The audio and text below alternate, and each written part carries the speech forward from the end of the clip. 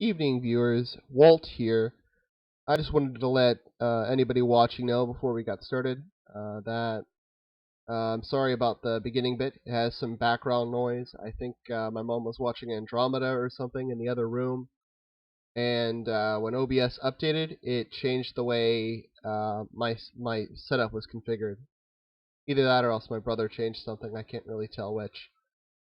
Either way, anyway, the point is that for a couple of the videos, they have patches where someone was watching a loud movie, and the music and the sound from it comes through, not like clear enough that it's clearly something, but just clear enough that it's like, oh, there's weird sounds going on in the background.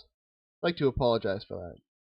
I'd also like to thank you for your interest in this. I really think this series is one of our funnier ones. We really have some great, chill, funny type of moments. I don't know how else to explain it. Like relaxed, not so focused on trying to be funny. Sort of letting some of that natural humor out. Special thanks to Mike Robb for joining us for this wonderful series of us recording my stupid D&D campaign, crafted with all the imagination my feeble, addled brain could conjure. And a special thanks to all my friends for joining me for this great adventure. And thank you for joining us for this great adventure. We'll also be uploading some highlights to this channel. I may eventually make two channels. One for highlights, or maybe just put the highlights on the main one, and then one for D&D and other major Let's Plays. That's what I got to say. I'm already winding on a little bit longer than I wanted to with this little intro. Thank you once again, and I hope you enjoy the vid.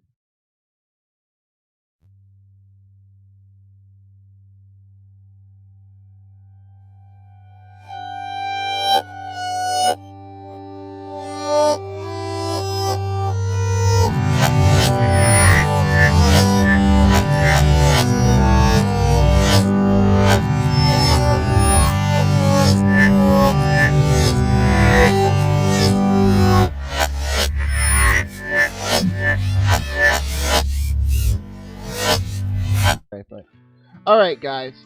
So, this will be the one I actually upload to the internet. Probably be the worst one yet. You know, it'll be the worst one.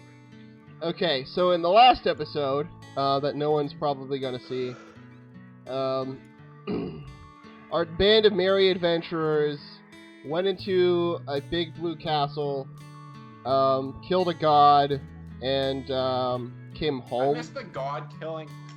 It wasn't okay. So y'all walked into this what's the word? This sanctuary, and you encountered this huge abomination, snake-like mechanical thing wrapped around a huge ball of energy. And Dad Frank messed around with switches until he broke it and killed the god. That's basically what happened. Y'all ran away. Marshall's not here, so his character is not staying. He's gone. He's not baggage anymore. Goodbye, Marshall's character. I'm assuming I picked up Marshall's character. I don't know whose I actually picked up. So he's gonna leave. So what happened? End of last episode. You parted ways with your guide, Ranger Tim. He's pissed off because his buddy Peter the Paladin is dead. So he's leaving. He's taking Marshall with him because Marshall's too beat to shit to do anything. Y'all are setting up camp. The setting is sorry, nervousness. It's gonna kill me, man. The nervous is what's gonna get me. So y'all are camped on the edge of a giant moor. A huge moor. Well, you're a giant whore, so...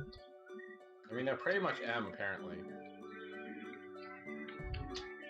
Wow, that was far less resistance to that than I thought. Okay. Y'all are camped on the side of the road. Basically, on one side of you is farmland, and on the other side is... Death. some stuff, and then like fucking bog, you know,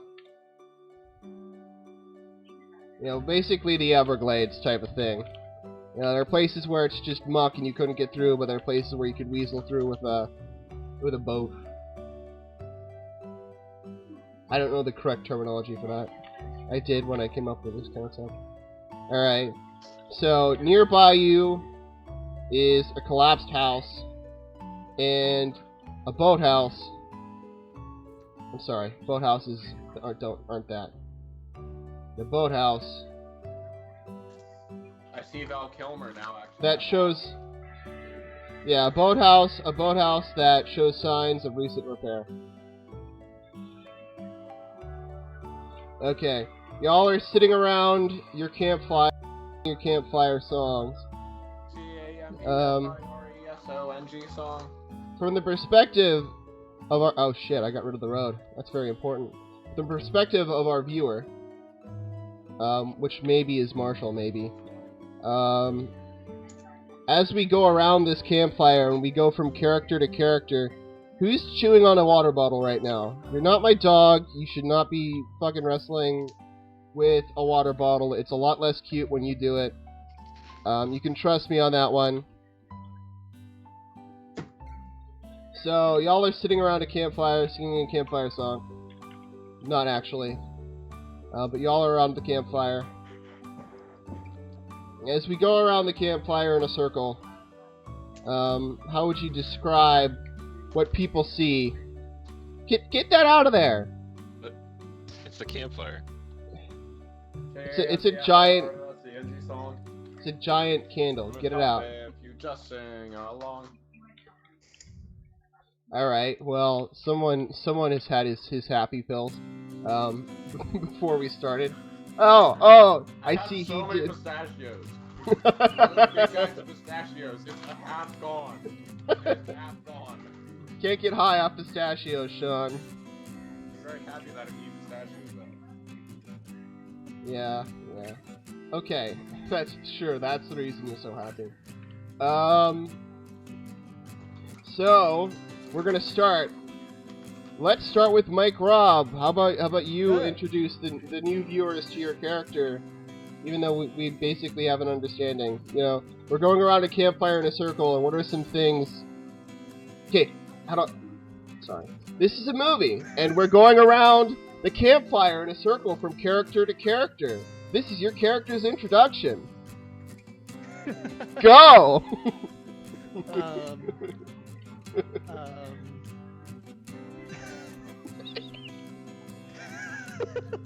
I'm sorry, I thought you'd be the only one not put on the spot by this.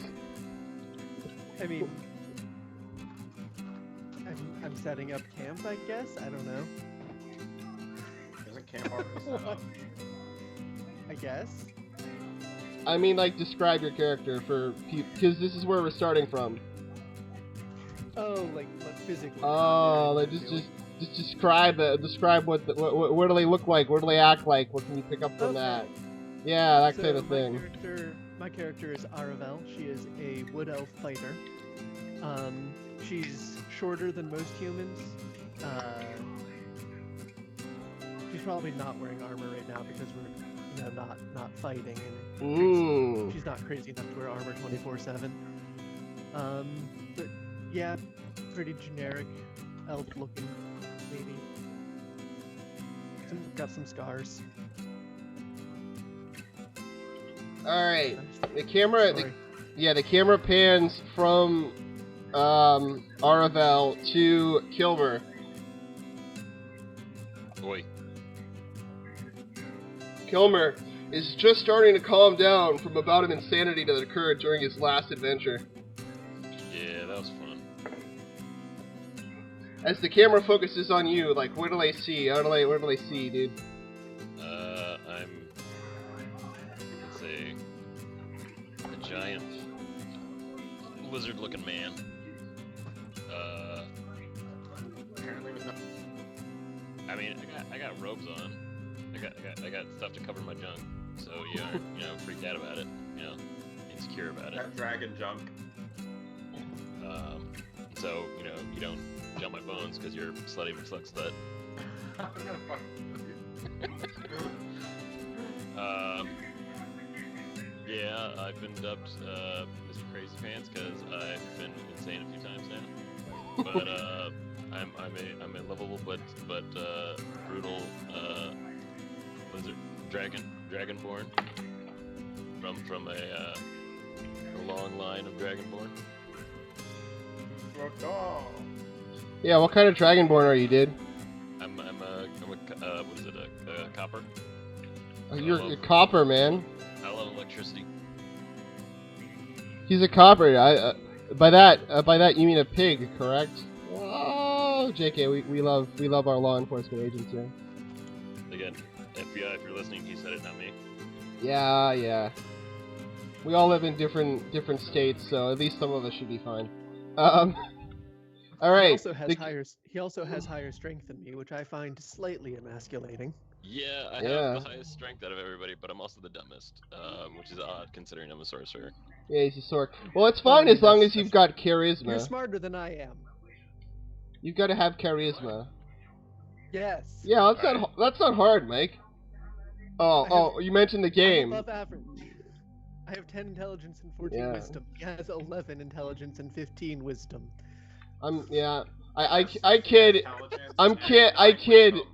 kid. In real life, Mike Robb is probably the most above average of all of us. But hey, to Sean, the camera pans to Alaria, the other A name. You're gonna screw up. I am gonna screw up. It was really nice for a couple of sessions. It was just me and these two dudes, or just one at least, and I never messed up the name. You know why? Because you weren't here to make me mess it up. Okay, the camera pans to the drow. Yeah, so. That's you, Sean. Stop eating pistachios. I love pistachios, though. Yeah. Yeah. I'm about average height for a human. My skin's obviously grayed as a drow. My eyes are very striking purple. Very obvious scar over my left eye, and I just kind of look like an angry person half the time. So you're sitting Another there time, angry. I apparently, as described by Val Kilmer over here, slutty McSlut. You literally go up to everybody you've met so far and either try to sleep with them or get fucked by them. You could have been Marshall, who might join us again. He was just like a racist ranger, and he I still hate humans too. He pretty much shot everybody he met. Who was it who did the attack the first time? It was Marshall. The first time we played it, someone was just like, He what do you walked do? up to the guard and was seduce him and then slit his throat. Yeah. Yeah, and then I jammed my knife in his head. Okay. Yeah, just giving a little flavor to our adventures. So y'all are sitting around, you're like roasting smos or like telling all racist here. You're roasting smos or telling campfire stories. Actually, more likely you're sitting there in uncomfortable silence. Because even after months together, even after a few months together on the road, you don't quite trust each other, and the people you worked for have kind of left. The Ranger Tim, who was your guide through the land, sort of in search of a notorious band of outlaws, has left you because his friend died and because our mate Willem got beaten to shit and decided to join us for any more sessions. And so he got taken back. He took Willem back to the town that you came from, which shall remain nameless because I can't think of a good one to have you guys be from. And the one I picked apparently existed in outer space or wherever the Lost Lands are. Just kidding, I know it's not in outer space. Alright, so you're all sitting there in uneasy silence. You've sort of loaded up with your goods. I'm sitting there just digging at the ground with my knife in boredom. With you, aside from your regular gear and a couple of healing potions that you picked up back at the castle, you guys also have a couple of wanted posters for some of the famous members of this outlaw band. One of them is Meek Mill, who you've already... I think it was Meek Mill. There's a rapper by that name, I think. That's probably why I named him that. Yeah. Who, Meek Manderly, that was his name. It was still a reference to Meek Mill, though. You have wanted posters. However, Meek Manderly got way back. You found his head or his body or something back in the last castle. I don't remember. Get the copper demon out of my set, please. All right. So y'all are sitting there. It's pretty late at night. You guys are chilling. You guys sort of just rolled up. The road is a rough, rocky, poorly kept road, but it clearly has gotten recent travel. Hey, could we stop? Hey, could we not? I don't know what that was, but I don't want it to happen again. Like I said, you're not my dog. Stop chewing on That was me picking up my bag of pistachios. Quit chewing on a plastic water bottle. Put the pistachios away. I liked it better when I liked it better when you didn't eat pistachios. Those were the good times. Okay. Oh, come on. So,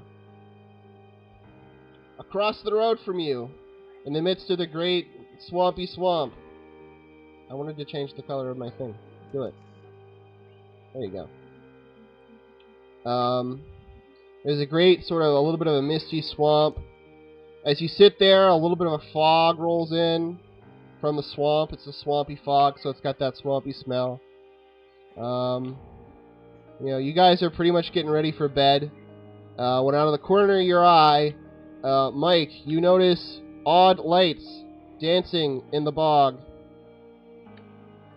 And the sound of music, of joyous music, comes from somewhere deep within the wetlands. To the side of you, where there's just, a bunch of plants, a little bit of wind rustles every now and again, shaking up the barley, The wind's not blowing towards you, so you don't smell too much of that barley smell, That's what you guys got going. There are dancing lights and music inside the bog? Yeah, deep in the bog. That's not suspicious at all. It's a The town January that we're visiting, is it supposed to be in the bog? It is near the bog, but the actual town itself is not in the bog. Okay. Oh my, there's fog. The river that runs. You're kind of quietly attract everyone's attention to the lights, like not necessarily saying anything, but pointing them and kind of gesturing for them not to do anything yet. I assume there's something sketchy, but I'm just going to keep an eye on them for now. Make sure they don't get closer to us. I'll roll my eyes in boredom and lean back against the stump I was sitting on to start flipping my knife, wanting to do something at least. Oh yeah, this situation is totally boring. It happens every day. Sorry. I'm a drow. I see freaking weird lights all the time. Okay. Alright. So, time continues to pass. Val Kilmer sort of dozes off, muttering in his sleep. I killed a god. Yeah, muttering about killing a god and occasionally citing muttering just random crazy sounding shit like the Maker has come or shit, I don't know, crazy shit. I got 2 10s for a 5. Or God is inside of us, shit like that crazy people say. Y'all sort of start to drift off and do your sleepy thing. The music. We're setting up a watch schedule. We're not that. Okay. I'll Okay. take first watch, but Yeah. You set up your watch schedule. All right. As night goes on, Mike, and I'm sorry, Aravel, Ari. Okay, so Aravel, as your watch goes on, the music continues shifting and changing into the night. The lights continue to dance, but don't really come any closer.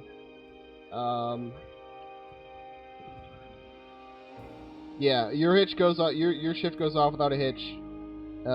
Who's up next? I will. Yeah, All probably right. Illyria, because Because Val killed a god in his cuckoo. Yeah. well, he needs 8 hours of sleep. Illyria and I only need 4 hours of trance, so it makes sense for us to grab the watches. Yeah. All right. Especially because we have the best. I think we have the best perception checks. Yeah. Aravel hits the sack, and as your shift rolls on, Allie, you hear. It's just what I'm gonna call her now. It's much more It's much easier for me to remember that. I'm sorry.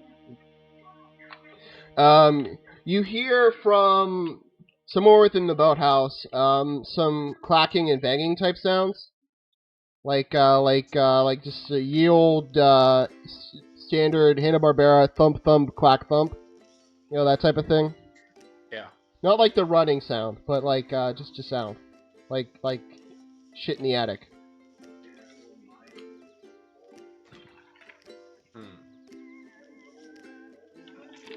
I'll holster my weapons for the ready to go on. Give Val Kilmer a quick kick to try and wake him up, but I don't really make a move to make sure he's awake as I move off towards the sounds. Okay. You approach the boathouse. Occasionally you hear another thump from within inside as something hits the walls or the ceiling.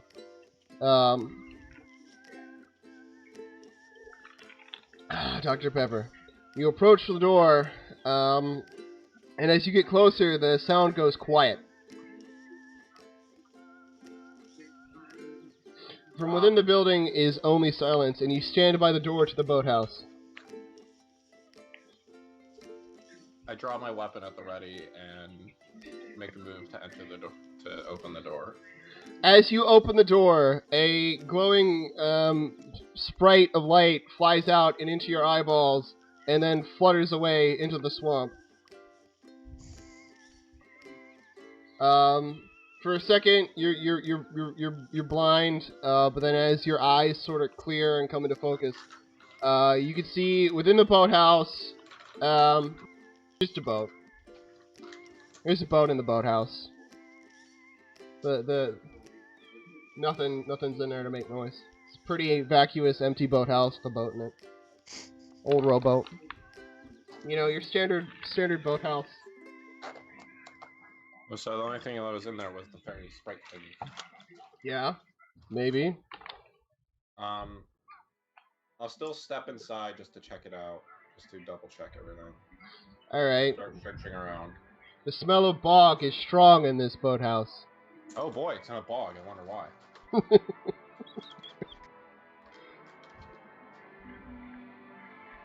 You look around the boathouse.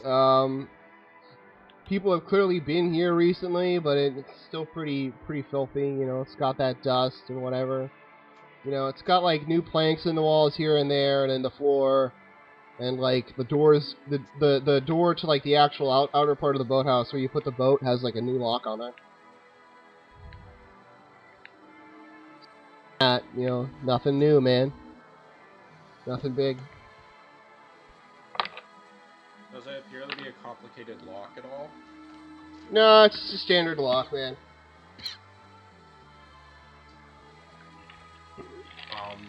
It's a cheap shit lock, man. Just goes out into the bog, man. Have I checked inside the boat? Yeah. When you look in the boat, you see like some crudely made fishing poles. That's it. Nothing big. It's just a boat, man. Sometimes a boat's just a boat, man. Alright. I don't know where I'm going with it. For now, I'll return back to the camp. Okay.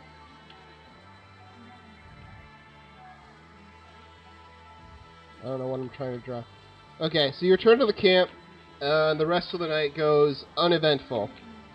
Was I supposed to open the door or something? Nah. You're supposed to do what you want, man. Alright. Bro, that's your whole thing? You do what you want? Yeah. Yeah, we're not your mom. We don't tell you what to do. I mean, I'm a little bit your mom, but only a little. Yeah, Mike Rob's a little bit everyone's mom. You did not birth me. If you know what I mean. Okay, so... Alright. I didn't give birth to you. You're more like an adopted kitten. More like an He's not adopted... entirely house More trained like yet. more like an adopted son, if you know what I mean. 1% house trained. 1%. Okay, we're making progress. 1% house trained? I don't think it quite works that way. Alright, dude, this guy just looks silly upside down. He also doesn't stay that way. He looks even sillier now. I love it. I fucking love it. My Don't- favorite thing. Don't shoot! Don't shoot! Okay, no. Alright, I'm sorry. I'm a pretty vile person. Okay, morning comes, sun rises, y'all got your good sleepies. And yeah, it's time to move on. Forgot.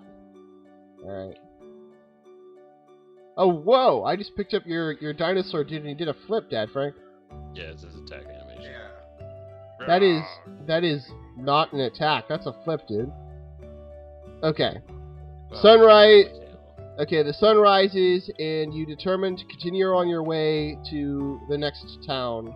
The town of Brookshore, the likely next stop of the band chasing all these long years. You continue along the rocky road. Not the ice cream, but the actual rocky road. It gets a little rougher the more you go, but never gets so rough that it's sort of a road that a... Can we just set down the dude, please? Thank you. It's never such a rocky road that, you know, a cart wouldn't be able to use it, like the one that you've been using. Oh, I just realized how short I am. As you make your way down the road, and the day gets later into the day, sort of early afternoon, the road starts to split away from the bog and into an area with sort of open farmland on both sides. You pass fields of barley, wheat, maize, as well as a couple of fields with cash crops like plants used in dye or tobacco. Yes. Nope. I Buy mean, a swamp. tobacco does grow in wetlands, so... Yeah.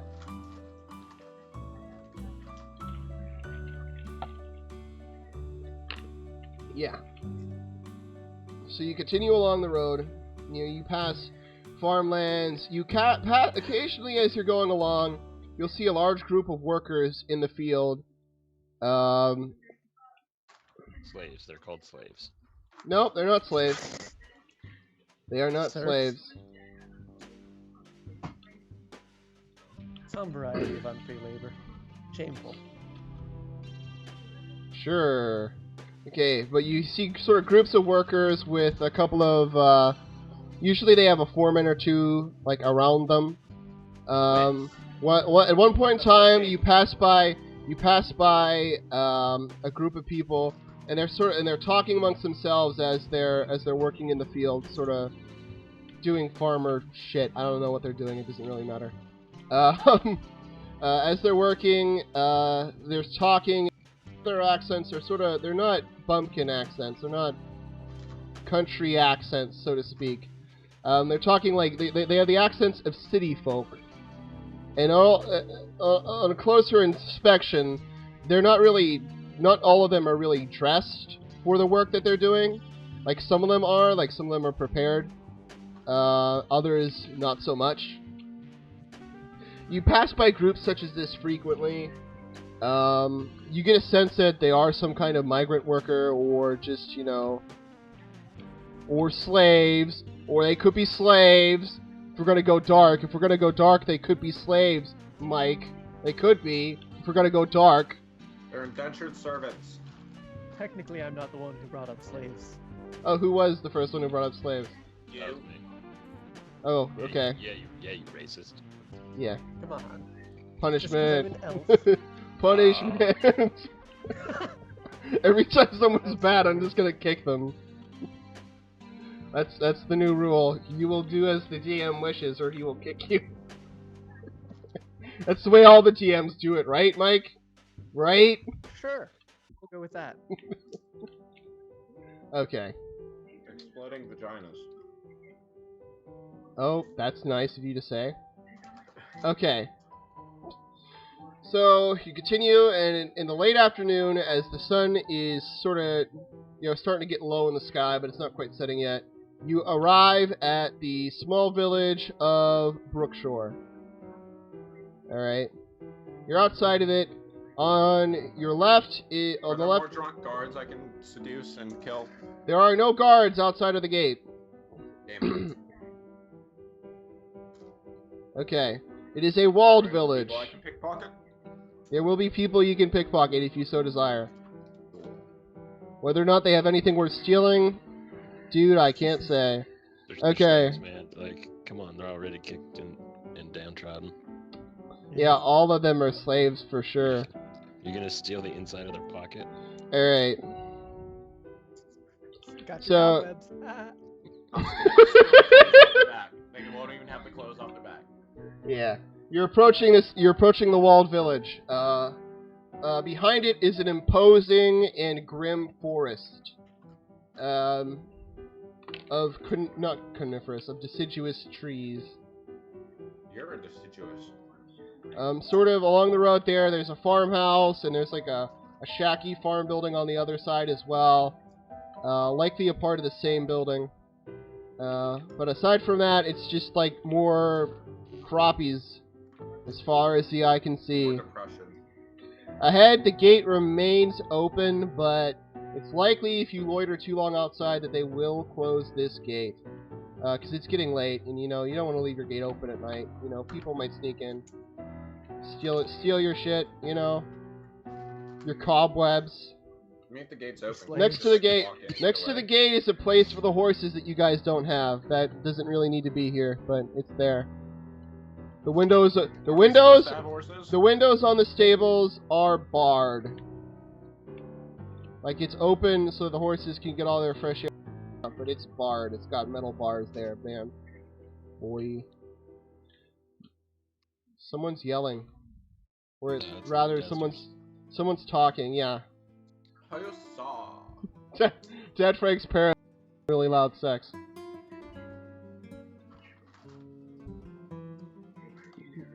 Oh, I'm sorry. Dad Frank really couldn't build off of that one. I'm sorry.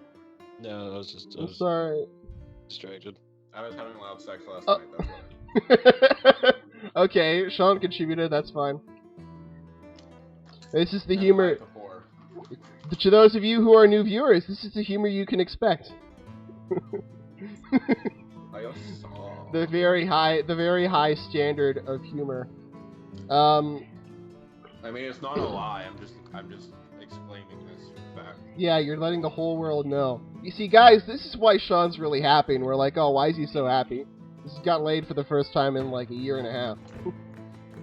Okay, it wasn't a year and a half. It's been a while, but Yeah. it's not been over a I was year. telling Dad Frank the other night, me and him might be the smart ones, but you're the one that the mother approves of.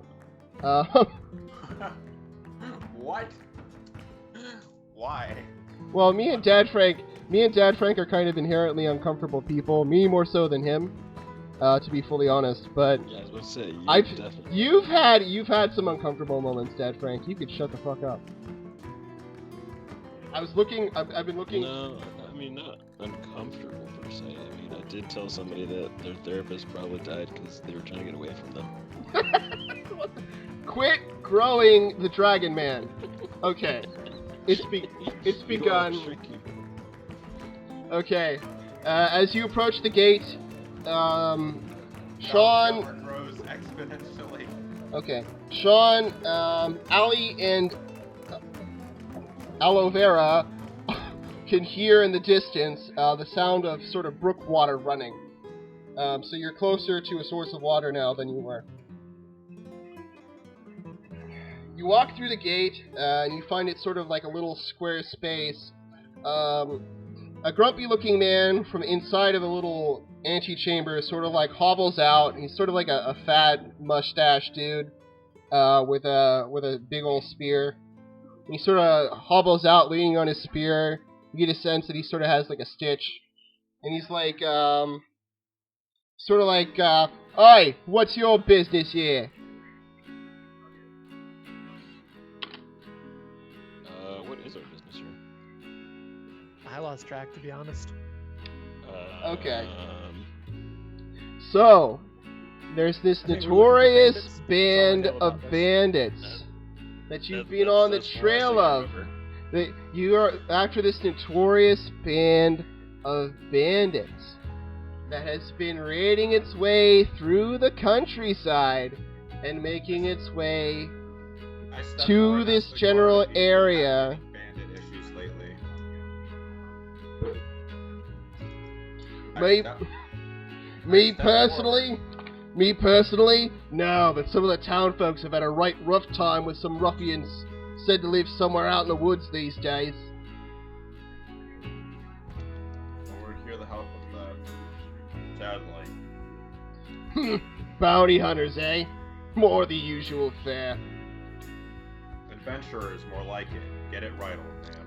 Just be Yeah, sure, bounty hunters. just be Bounty sure- hunters is accurate. We're literally hunting bounties. just to be, I don't care. I am Just the be sure- bitch. just, whatever you say, just be sure not to cross any of the other adventurers, especially that cord fellow in the inn. He's a right We can grumpy, handle ourselves. he's a right grumpy sort. I don't know. I hear he cleared out the whole bar the other night. Did he kill a god? Because I did. He alright in the head? He just say something about killing a god? He's not. Ignore the dragon. Eh. He's not Dragonborn. correct, though. Dragonborn. Always high and mighty. Always Silence. always wacky somewhere deep down. An exalted shell over a feeble mind. Maybe don't taunt the dragon. Also, do you know who we could talk to learn more about where these bandits might be hiding? You could check the inn, or you could head over to the survey office. The where? Survey office. I wrote. Oh, where's his name? I wrote his name. Why isn't it here? The name of the surveyor is important. I don't know. It sounds No! like his name is Well, I I wrote it choose down. to interpret that as a cue to go visit the inn first, while the DM tries to figure out his notes. Yeah, let's head off to the end to start. Plus, that's a good place to start no matter what. All right. He Why lets is you through. Dad, Frank, did you notice my change? Yes. Leave it until everyone else notices. No, I'm changing it. Aw, you ass. Okay. So you walk into the town, and it's sort of got a little bit of a. Oh. It's sort of like a little bit run-down, cobbled road. Like, it's got a lot of them bare patches and whatnot. Somewhere off to the left, the steeple of a chapel sort of sticks up behind some buildings. Yay, Specifically, we have it a sticks up church. behind another Hooray.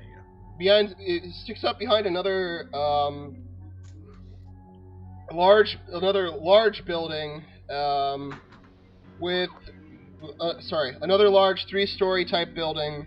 Most of the other buildings you see are 2-story shops, and a couple of like 2-story houses. You see a sign for a goldsmith, a carpenter, a sign for Ike's General Store. There's a bakery right next to you, a smith to your right, and a store with a sign on it that says Adventurers, Equipment, and Supplies. Behind that is a rowdy-sounding building. No, sorry, not a rowdy-sounding building. Not this inn. Behind it is a building that's slightly taller than the others and smells like an inn. What does an inn smell like, by the way? I don't know. Alcohol. Mead What and is- Alcohol. sweat. and a Get little that bit of out of alcohol. it. That is like $2,000 for what we're talking about. Get that out of there. Mead and sweat. Literally Yeah. just what Mead and sweat and party. Like you could kind of see it down the space between the Smith and the Adventurers equipment building. Is it still foggy? No, Is it, like, it purposely so cleared up. It cleared up as the day got nice. It's actually not that bad of a day. I mean, there's some clouds in the sky, but aside from that, it's been a rather pleasant walk, actually. Okay, I'm just saying since there's still fog rolling around the fucking map. Like right now, there's actually still workers out in the fields. It's late afternoon. They're going to be wrapping up sooner or later.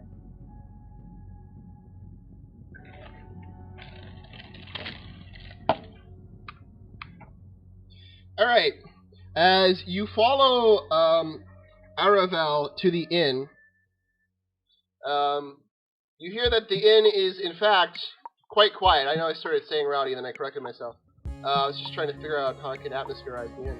It is quite quiet for an inn. The door is open. Presumably you let some fresh air in, though it seems to be doing more of letting the smell of mead and sweat out.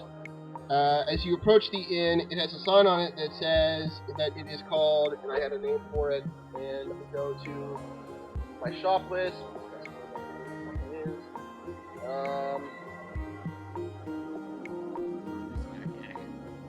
The Dancing Oak.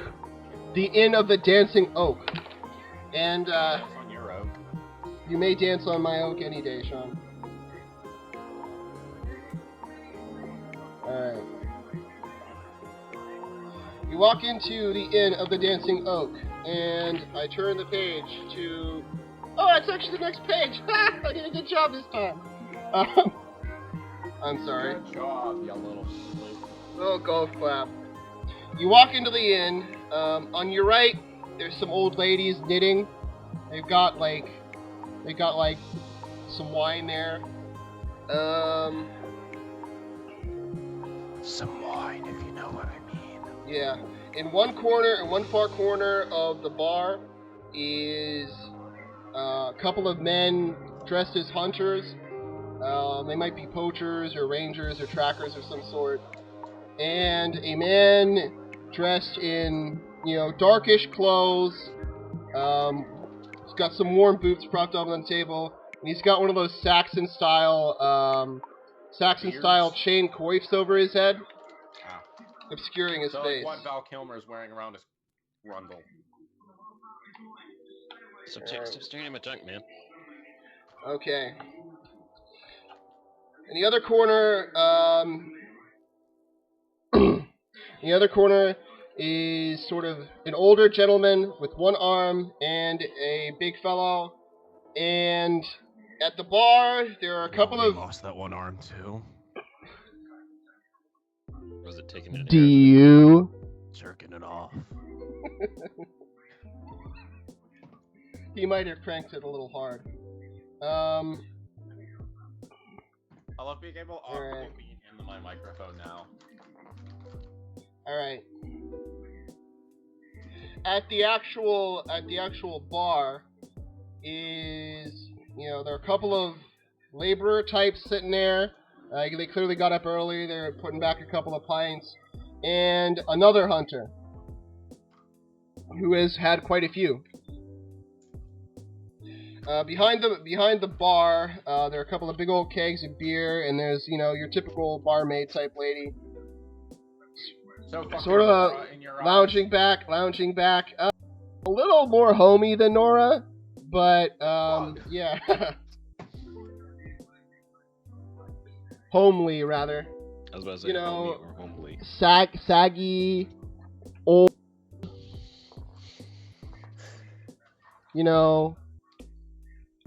like a barkeeper that's worked long nights many a time in the past. Upstairs, some people are moving around in some rooms. shuffling noises. That's your room, ladies and gentlemen. There's a hearth on one side if someone wants to go roast their buns or something.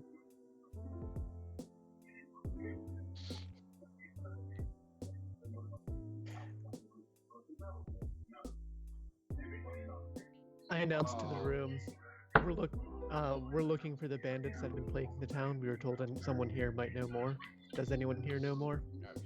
Okay, the room sort of like looks at you, and then everybody ignores you except for the barkeeper, who gestures you over to the bar. I walk over to the bar. Alright, you approach the bar, and she's just like, alright, sweeties, buy a drink, take a seat, and I'll tell you what I can. I'll slam my hand down on the fist, slam my hand down in a fist on the bar excitedly. I'll take your finest pint then. This gets Now the you're speaking attention. my language. This okay. Don't listen to the drow. She's underage. Oh fucking shit! She brings out. Okay, she goes to the regular large barrel-y kegs for some beer for the two of yins. But for Sean, she gets out. Sorry, she gets out my dad handed me some cake, and I had to get it out of my face. I said that like it was a terrible thing, because it is. Cake is awful. Okay, so she gives you cut to like regular good old mead, and for Picky Sean here, for Picky Allie, she gets like a smaller keg of a more expensive, darker, richer ale. Alright, that'll be 1 silver piece for each of you. Sorry, 1 copper piece for each of you, and 3 gold. 3 gold for you. Holy fuck! That was shit! What the fuck? This is a rare, expensive dwarven ale. It's a special import. Fine, I'll take this. I'll take it for now. Toss the coins down, since thankfully I at least had. I stole a few off the dude that I almost had fucking sex with. I remember that much. Yeah. I remember I stole like 5 off. Yeah, you might want to get track of how much gold you have, dude. Write down how much you spent just now. I know you had more than that, because y'all were stealing some shit. Hey, I stole a bitch ton. I know. Okay. I stole like freaking like 15 gold pieces. While you sit, and you're sort of fumbling around for gold. Who is carrying the large electrum bars? The what? Oh, that's The bars. Dad Frank. Yeah, I think I Okay. have those. Yeah, Dad Frank has those. With his 18 strength. Not that I'm. So are you all paying for yourselves, or are you letting Sean pay? If he wants to find dwarven stuff, he can pay for himself. Yeah, yeah. I mean, Yeah, that's a. Again, I'll peel a scale off my thing and give it to her. Don't She is pay for drinks with skin. It's weird. she's amused. It's made of copper, though, so she'll take She it. she is amused by this and gets you another. And while you're I put fishing, my face into my hands and sigh deeply. while you're shifting around, Creep. what is honking? That's my phone. I'm sorry, I had it right underneath my microphone. What is this supposed to be? Well, I don't know what. Oh, the tower you were talking about, and then there's a church over there. Yeah, the steeple that is on the church. Well, I didn't have the church out at first. Hold on. Okay, whatever, dude. I'm not your mom. I am. Some really intense stuff's happening behind me. No, your grandma. I could tell because of the music. And halfway between grandma and mom. I thought the wall was Grandma. okay. Just a couple more rounds with stepdad and you'll be there. Anyway, okay. There it goes. While you're shifting around, Dad Frank, the sack you have those metal bars in sort of like clanks a little bit, and you catch the attention of the hunter that's next to you. Okay, he's sort of being groggy. The barkeep tells you that the surrounding fields have been raided a handful of times by a small band of highly skilled and efficient bandits. They typically come in, get what they're looking for, and get out. They're selective of larger farms and farmhouses, and typically skip over the little ones. They've not been a huge threat, but they've definitely had an economic impact, and yeah, she's surprised to hear about more bounty hunters. And she figured that she'd only be seeing the one, because adventurers rarely seem to come to this part of the world these days. Anymore these days, specifically. That's specific language. It's important. She literally says anymore these days. It's what she says. It's worth noting. She then sort of like loses track for a second and like, you know, talks about how this inn used to have so many colorful folks from so many different parts of the world, going in and out, passing in and out of the forest, and these days it seems to have slowed to a crawl, with only the occasional bounty hunter or fortune seeker passing through. So do you know where we could look for them? She's about to answer, when the very drunk, with a very drunk hunter next to you sort of stands up, half falls over and says, "I could point you in the right direction for a price," and then falls back into his chair. His stool, rather. He's got some decent balance. I raise an eyebrow and gesture for him to continue. He raises an eyebrow and shakes his fingers together like he actually wants money before he tells you jack shit. I flick a copper coin against his forehead. He falls off of his chair. Down, he hits his head against another stool and is rendered unconscious. I love my life. I'm the best at this game. Yeah. You didn't even roll or anything. It just happened. I just had that happen. But was that gonna happen no matter what? It happened when you did it because you decided to throw money at him and he was drunk as shit. Oh, like he was gonna be much help either way. I mean, I'm not going to tell you that. I'm not your mom. I'm just the omnipotent god that guides you through this universe. Okay. Actually, I'm not even supposed to guide you. I'm supposed to just let you suffer. Okay. So, omnipotent. I am perfectly omnipotent in this universe. It is omnipotent. Yes, that is exactly what I am in this instance. I'm aware of all the shit that's happening everywhere else. No, you're omniscient. Okay, you know what? Shut up. Omniscient is all-knowing. You know what? We need to argue this some other time. There's a different. Yeah, all-powerful. Yeah. He's arguably omnipresent as well, though. He's probably not omniscient, though. My phone is. Well, I mean, like, he should be all-knowing. Your mom should be all-knowing. Alright. Get back to the guy falling into his chair. Okay, dude is unconscious on the floor. Turn back to the bar. One of the laborers that was sitting next to him is sort of looking at you funny.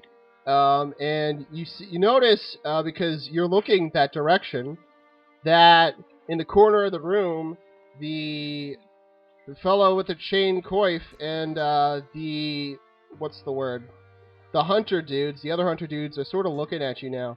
They've all together and they're just watching what you're saying.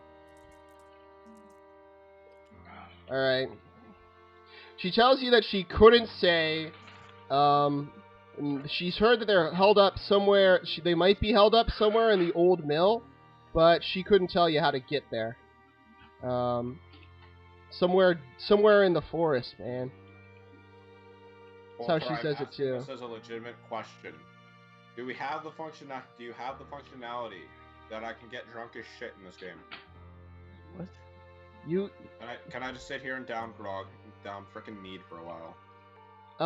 You may? Do you want to? Because what fun is it if you're not gonna have to go through the part of it drunk? Pretending be drunk, pretending to be drunk is a little less fun than actually being drunk, but if you want to do it, that's fine. Drunk, though, is the real thing. I'm not your mom, Sean. Do you want to sit here and just keep paying for all the ales? Expensive shit. How much coins do you have, dude? I don't even remember what I started with, but I know I stole like 15 gold pieces. I think I started with 10. Alright, well, you can buy a lot of beer here with 1 gold piece, so I don't know if you noticed. Yeah, I noticed. Alright. Well, I guess I'll let them talk as I finish my first Alright. mug. While you keep buying drinks, anybody else want to take any actions, or are we just going to let the barkeep keep going? If she's keeping going, then I was going to say something, but I mean, go ahead, say something. She's just blathering, basically. She doesn't really have a lot to say. Do you know anyone who might be able to direct us to the old mill?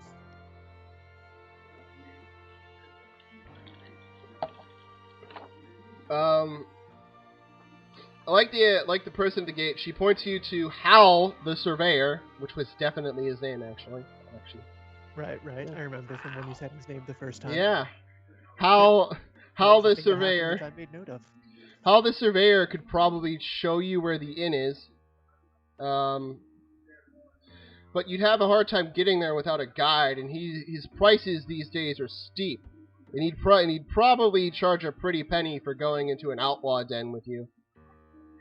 He's kind of an old sort and relies more on old charts these days than he does actually going out and making measurements in the forest. When it comes to the forest specifically. Right. Thank you. We'll go talk to him. What due to the ornery nature of the forest? Forests are ornery. I mean, yes. Or haven't you read Lord of the Rings? Every forest they go into is ornery. Alright. Oh, that was the ants. I'm talking about the actual trees themselves. Yeah, the trees are ornery, and in Fangorn as well. One of them tries to eat a hobbit. Yeah, man. It's a big deal, dude. Tolkien was into the ornery forests. Yeah, man. He was all about that ornery wood. Yeah, y'all head back out into the streets. Does Illyria head out with us, or is she still getting drunk? You gonna stay here, Illyria, for a while? Have I drinking the fill of that one single gold piece yet? Yes. Considering your eagerness, yes.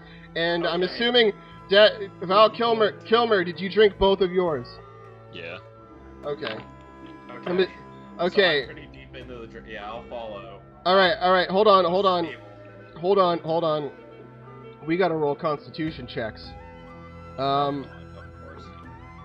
For one mead, I'm gonna go ahead and say Mike Robb is fine, but I mean, Dad Frank has 2. I've had a fucking lot. Plus, I had the fancy shit. All right. I mean, you've had like 1 so far, and it was the fancy shit. That's why we're rolling a thing for you. I was saying, I was asking if I downed the multiple of my other gold, the single other gold piece. That's a 9. That's a 9. Yeah, you're okay. You're okay, Dad Frank. Okay. 14. Yeah, you passed 2, Sean. You sit there. I just downed like a bitch ton of freaking alcohol. No, you drank. And you're gonna sit here and continue drinking, while Val and Illyria go do some pragmatic shit. Okay, fine. They won't be far. It's not a huge village. You could probably like run out the thing and scream, and Illyria will probably hear you. Okay. Aravel will probably hear you. I was about to say. You see, guys, this is why my soul is filled with hate. Alright. Oh no, my notes fell on the floor. Oh. Wow, that church just grew heavily. Yeah. It's a grower right there, ain't it? Magic church. It's quite a grower, ain't it? It's a church of, what's his name? Horace, the one with the H. Alright, it's not that big, goddammit. It's a real grower, ain't it? Alright. It's got 2 Okay. steers. You leave the inn. As you leave the inn, you see to your right. You see to your right. A sign. You see to your right a sign for an apothecary.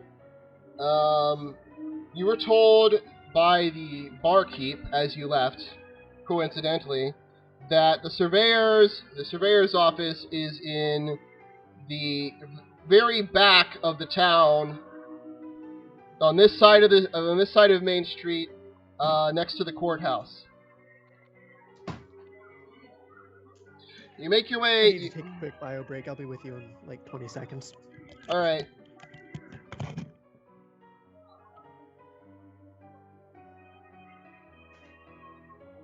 Means he has to take a shit. Just kidding. He probably has to I'm pee. gonna go get some more drink real quick.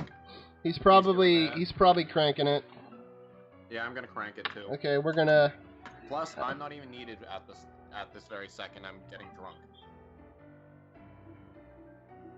All right. So you make your way up the street, past the So you had to go past the apothecary. As you pass by the back of the store that was labeled in the front as Adventurous Supply, there's a young gnome sort of just taking a break out back of the building. Just chilling. She sort of nods, waves as you walk past. To your right, as you walk past the apothecary, from the alleyway between the inn and the apothecary, you get sort of the elves. You guys, with your heightened senses, sort of get a clay smell, like wet clay smell going on. As you keep on going, you pass by a couple of older older buildings. They show signs of being like more antiquated than the others. And behind them is a large 2-story sort of long barracks of some sort. You continue between the shops. You pass by the goldsmith and a very fancy house, and you find yourself in the small sort of garden space between the courthouse and a small building dedicated to be the surveyor's office. It's just a small sort of 1-story home. It's maybe like a bedroom and another room, and that room is probably the actual office. On the door, there is some sort of a plaque with some faded writing. It might have once said that it was the surveyor's office, but it could be anything now. You walk into the office and you see an old, wrinkly, half-elf dude. I mean, no. Question, Mike Rob, lore question, because I'm not an expert. Do elves get wrinkly? Oh. Okay. Do you want them to? I do.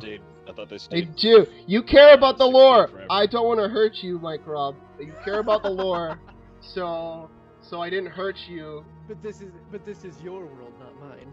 I know, but I still don't want to hurt you. I want to let you down easy, Mike Rob. There's plenty of weird shit in this world. If you're Okay. looking for canon answers, I suspect that every setting has it different. So Okay. in settings that are more Lord of the Rings inspired, elves barely age at all. In settings that are more Okay. realistic, elves they're just much slower. Okay, this So, dude's a wrinkly shit. Okay. He's sitting there behind his desk, smoking. On one wall is sort of a rack with lots of bolts, arrows, a couple of nets and spears, and just some other regular shit. Let me see what all he has right now. On the other, there's some locked drawers. You assume that and a case of books with like some scrolls and some old-looking tomes. I just learned what 2 things not to mix. What would that be? Calico Jack, pineapple, coconut rum, and milk. That sounds disgusting. The fact that there was milk in there upsets me greatly, Sean. I wanted And milk. you laughed at my sandwich. Milk is the only thing we have to drink in this house that's non-alcoholic.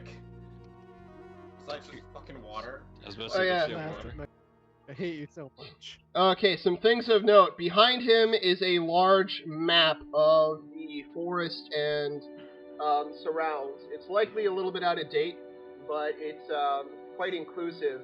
Didn't mix that. I just took a drink of milk after I took a drink of the rum.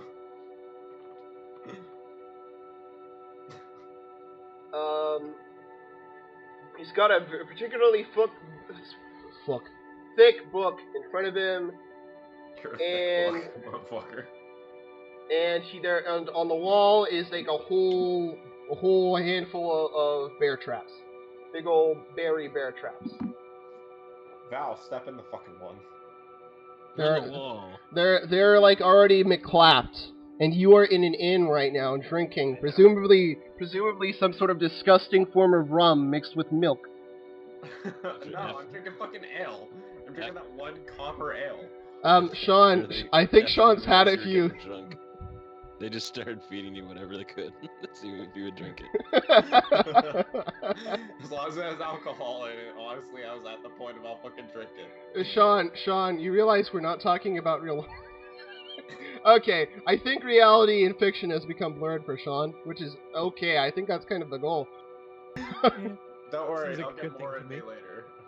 Yeah, have a I good. just gotta finish the rest of this bottle, and then I'm gonna go get more. Oh, this has more than I thought it did in it. Oh boy, I'm gonna be fucking toasty by the end of this. Sean, could you do me a favor? We theoretically have at least another 40 minutes, I think, for this session. If you could like slow down, that'd be fucking fantastic. Literally, I've only had half a cup of wine. I'm just like really warm right now, and I don't know why. Like I'm sweating my ass off. Dude, can we be honest? Could you be honest with me for a second? You walked into this session having already had something. You are never this happy, Sean. All right. I did it. I don't know Okay, what the fuck. back to the census office. And it wasn't the fucking pistachios, Sean. You guys are fucking here. I was just I will admit, I was very happy I had pistachios. All I don't know, right. someone slipped something in my pickles I was eating earlier or something. Somebody slipped some of that Okay. some of that most deadly of all drugs, the pickled Rick, into your. It is a deadly drug. It causes internet cancer, which is worse than. Okay, let's continue on because I. Okay, I'm sorry. That joke is one for the days, though. Even though apparently it's not funny. Okay, y'all are in this office. He's looking at you. He's not going to say anything first. He's going to sit there and smoke until you address him with something interesting enough for him to deem speak worthy. So we're playing again? We've stopped talking about alcohol? Yes. Okay. Hi, we were told that you could help us find bandits. We're looking for bandits. I forgot ones how to they- talk a little bit there. I can't say for sure if the rumors are true, but they say bandits are in the old mill, and I could show you the way there. The forests are thick and foreboding, but there's a secret route that I could show you for a price. What's the price? I don't know. What do you have to offer me? Work in the forest is dangerous, and I'd rarely consider it without ample promise.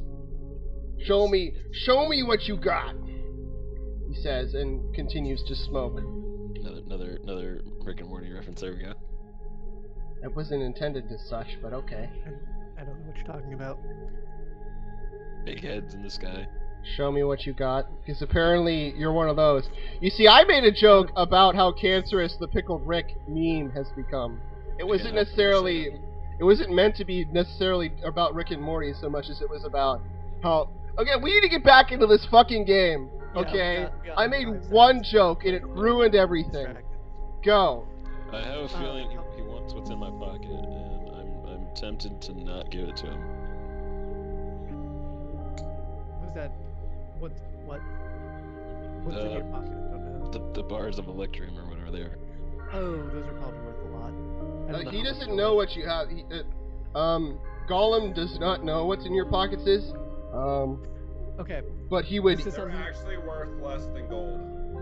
I'm sure, but you have This full is- bars of them. This is something that I might know in character. What would a reasonable, like, how much is the service that we're asking him worth? I don't want to insult him by offering him 1 gold, but I also don't want to be like, oh, he makes 1 gold a year, so I'd be offering him an insane Okay. amount of money with 1 gold. So, What does he expect? alright. First off, based on the map that's behind him, you can it has the actual windmill marked on the map, but no roads leading to it. Like it has on the map, you know, Stroger's Mill. Alright? It's a shit windmill. Yeah, well, it's a disused mill. That's why bandits are fucking living in it. It has no pathways or roadways leading to it, and the forest seems pretty dense. And everyone you've met so far, other than the gnome that just said hi and waved at you as you walked past, has pretty much given off the sense that that forest is dangerous. So, based on your knowledge, you'd say normally someone would just like, I don't know, 10 gold, 5, 10 gold. Dangerous mission through the forest, a secret path, 5 gold probably would do it in a normal setting. You're not sure about this dude, though. This dude seems like a frumpy shit. And how much is the bounty that we were promised worth?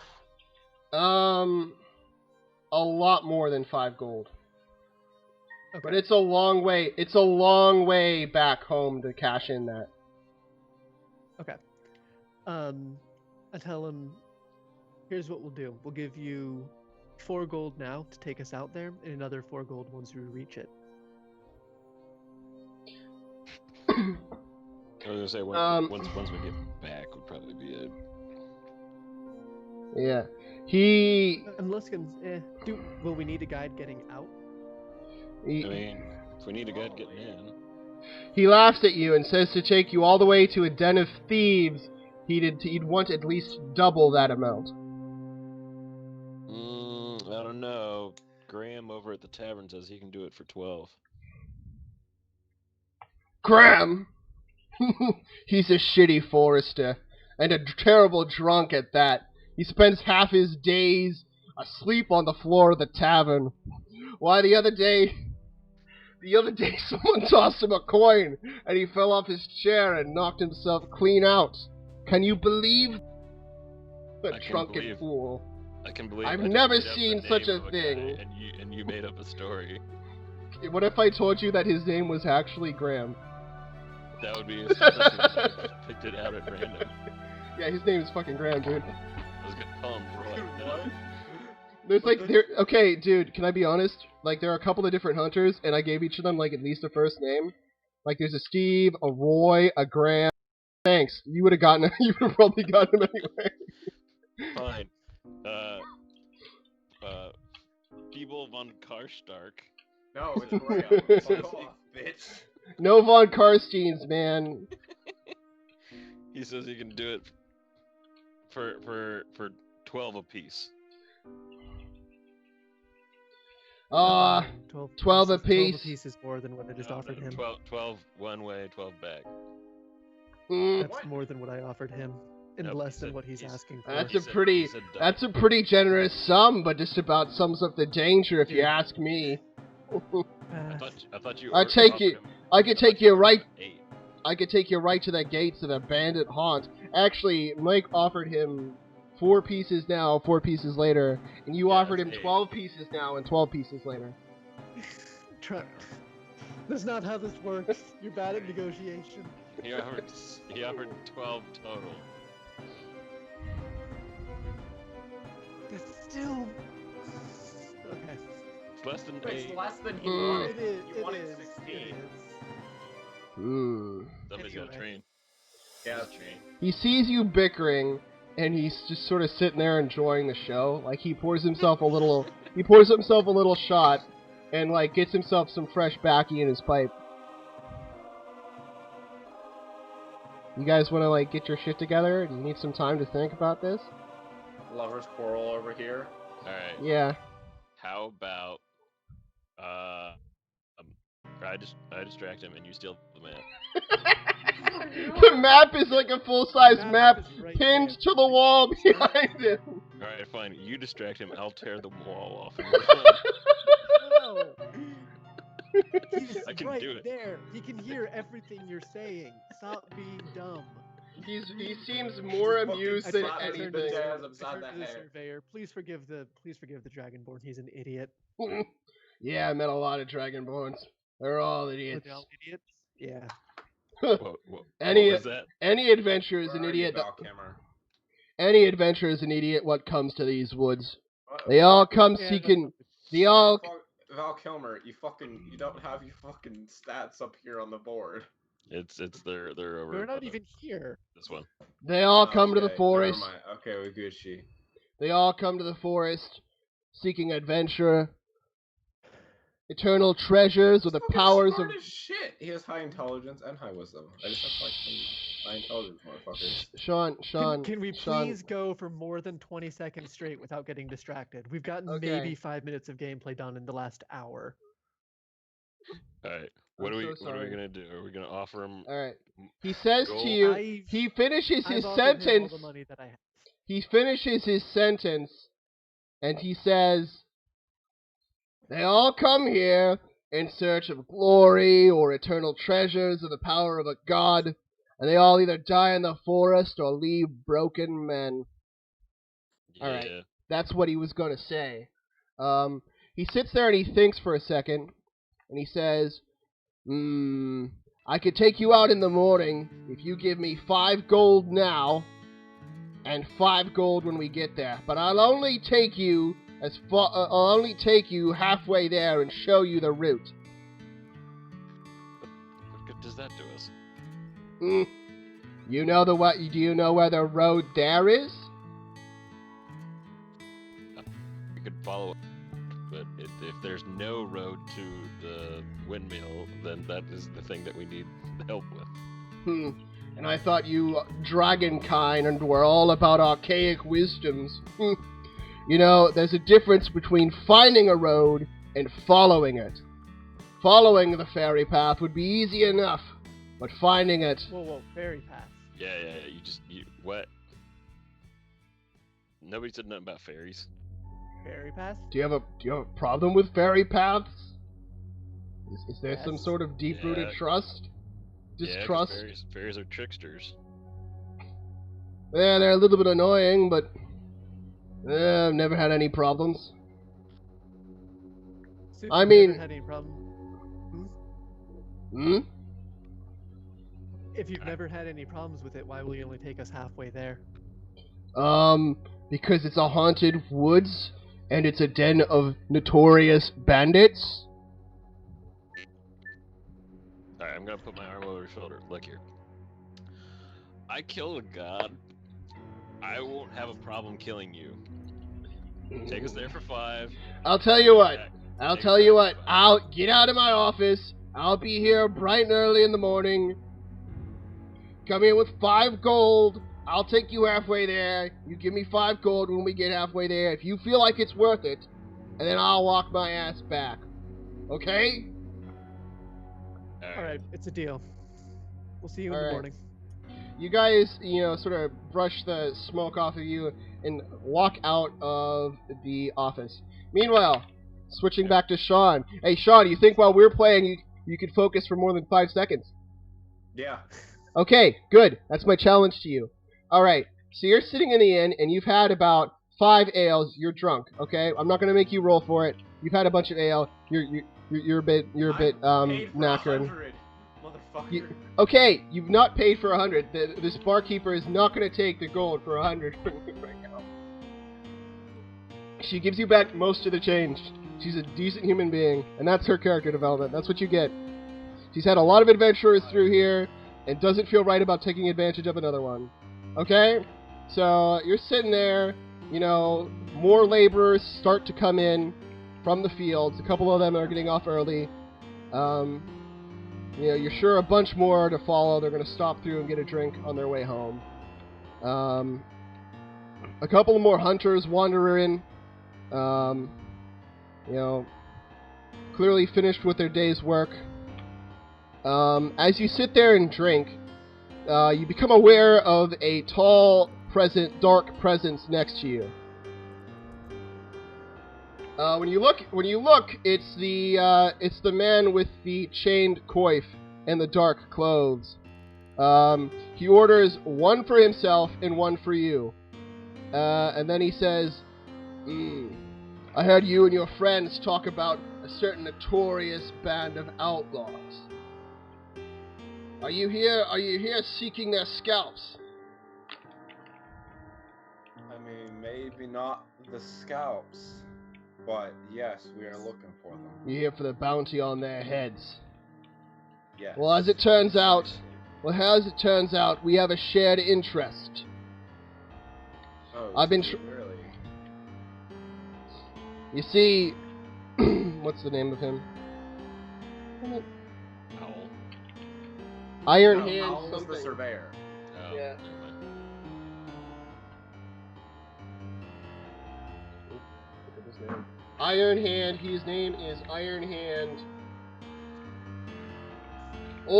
Turns out old Iron Hand has pissed off an employer of mine, deeply offending one of my more wealthy contractors in the city of Waterdeep some past. When this employer of mine heard rumor that he was terrorizing the countryside, he offered me ample coin to bring me his head. Now I have it on good word that these filthy outlaws are held up in the old mill to the east of town. And now I know the way there. What I could use is a small band of idiots to get themselves killed while I go in for the kill. Listen here. I might be drunk, but I still ain't no idiot. You rethink your words, and we can rethink what you're saying. You're an adventurer. You live for this type of thing. I met to live, not to die. I met the type of people who make their way to the edge of haunted forests in remote villages. And none of them have been particularly smart. I'll tell you what. You might not be smart, but I'll wager your crew is worth their weight in gold. Easily. How much have they offered you to collect this man's head? I pull my copy of the bounty poster out of my pouch, I guess. It's a reasonably tall number. Yeah, I show him strictly the number. Well, I can't speak for numbers like that. But I can guarantee you the office where you're from is not going to pay me for his head the way that my contract is willing to pay me. Wealthy people tend to take things personally and spend more liberally when grudges are the thing from the thing. Where am I? I was flipping to a piece I knew in the notes and it's gone. Are me and Ilaria walking back to the tavern, or are we just... You are... Sorry. Okay, currently you and Aravel are currently still in the middle of negotiations while this, shit is happening, because you, stopped to bicker. Same time. Yeah. All I'm suggesting is that we put our efforts together. I'm not without my skill, and unlike you and your lads, I know the way there. I also happen to know that the surveyor at the office will rob them blind if he gets the chance. Which he will. Is he a human? Yeah, probably. I thought he was an elf. Well, the surveyor is an elf. This dude next to you is a human. Oh, okay. I thought you were asking. But he's also the kind of human who is covering his face. Oh, okay. Yeah, that's important. Plus, I'm drunk, so, I sit there and nod rather drunkenly as he proposes his deal to me. If your friends aren't interested, I'd be interested in hiring you for a small fee. I think I can bring them around, but none the matter. Very well. I will come with you. You seem more... I'd rather trust a man of arms than a man of paper. He says. He gathers himself up, pushes the drink that he hasn't touched towards you, and says, "Very well. Don't forget. I'll meet you by the town gate in the morning. For now, I need to head out with my hunter friends and find that trailhead they've been telling me about.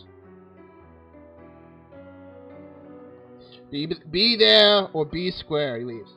He says, "Be there or be square," because that's what he says. I clank my 2 glasses together of my own volition and just shake one at him as a nod to him going off. All right. As he leaves, a moment or two after he leaves, the barkeeper sort of leans over and says, "You realize he stuck you with the bill for those, right?" Okay. So. Okay, so, Dad Frank, you and Mike are on your way back, up the back alley here. You know, just more normal shit. And you pass by, as you pass by the door to the Adventure Gear Workshop, right by the entrance to the inn, you see there's a new sign on the back of it that wasn't there before. It reads, hold on.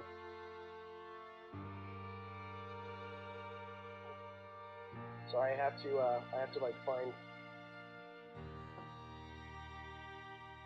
I was gonna say, please tell me it says half off tops. You know, it says specialty sale, magical trinkets and baubles, anti-troll equipment, and sex toys. Oh shit. Baby Groot, come back. And dungeoning. Baby Groot.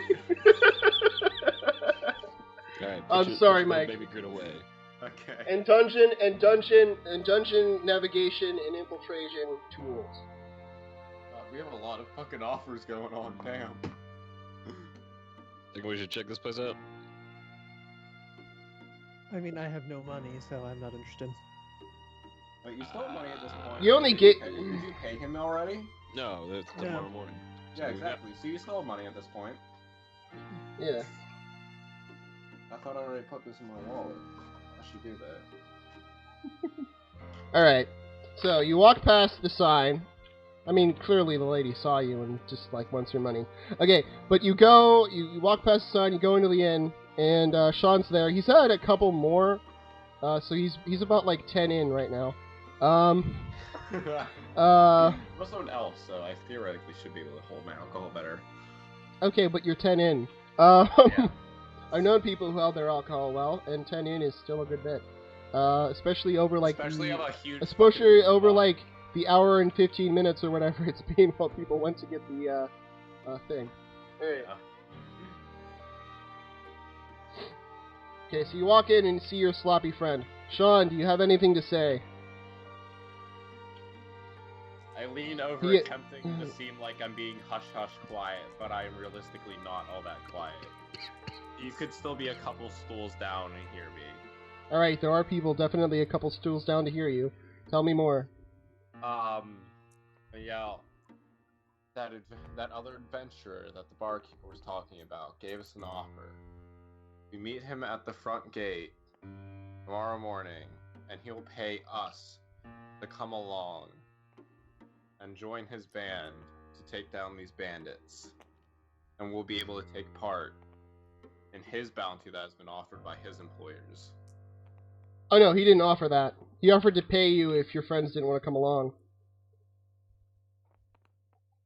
The assumption that it is that as long as you can both provide proof, I'll explain the system to you. As long as you can provide proof in some way or other that you have killed these people, then you're good.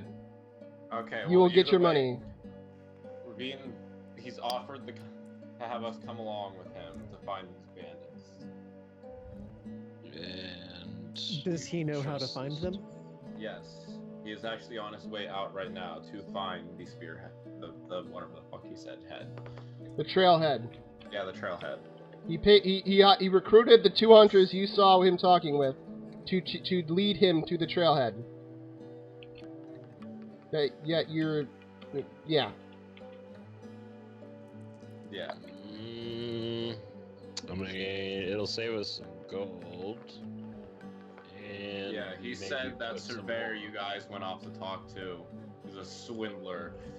I'll just rob us blind, basically. Yeah. For such a hefty fee. Tried that. And again, if he drops us in the middle of a fairy woods, I'm gonna say they're gonna get us lost. Yeah. So, Okay, so as you refer to Sean, the surveyor as a swindler, one of the hunters sitting nearby laughs very loudly. He's very amused that you said that. Okay. Continuing. Any thoughts on this, Aravel? I'm suspicious. I'm Yeah. not entirely. I'm not saying this out loud because I'm not dumb, but I'm not convinced that these guys aren't bandits who are trying to like pull us into a trap of some description. yeah. How does the guy know where the thing is, but not how to get to it? Hey Sean, he explained it to you. Do you want to explain it to them? Yes, He didn't do a very good job, I'll admit that, but... I'll do the best in my drunken state to explain it. He's a bit intoxicated. I don't really My trust voice him. rather gargled. You're in character. Yeah. You gonna explain it, Sean? Oh wait, I have to actually like explain what he was saying. Yes, do But I it. barely understood what Make he was sense of it. saying. That builds confidence. Yeah. Okay, Sean drunkenly explained to you that he hired the 2 hunters to show him the trail there. They're not going to go in to the dungeon with him because they're hunters, not murderers for hire. They don't want to fight bandits. However, he's all about fighting them bandits, but he could use more than one person to do it. So he was interested in recruiting your crew to go with him, being as you're apparently both after the same heads. Yes. His recommendation is that you join forces, being as there are 3 of you, 1 of him, and several more bandits than that. So it sounds like a good deal to me. We can always use another murderer. Another That is murder. true. Could use another murder hobo. Yeah. Yeah. Alright, what do you say? What do you All say, right. Abby? I'm sorry. Abby's pretty I'm bad. sorry. What? Arabelle. No, It's Ali and Aravel. It's Aravel. Yeah, Good. so That's where my do you name. have it? Yes. Jesus. That's my name. Don't wear it out. Okay. What is the barkeep doing right now? The barkeep is getting you guys some drinks. One more drink. She does not get one more for you, Sean. She gets some half decent mead, for you, and she says, "Oh yeah, she paid for it," pointing at Ilaria. Yo.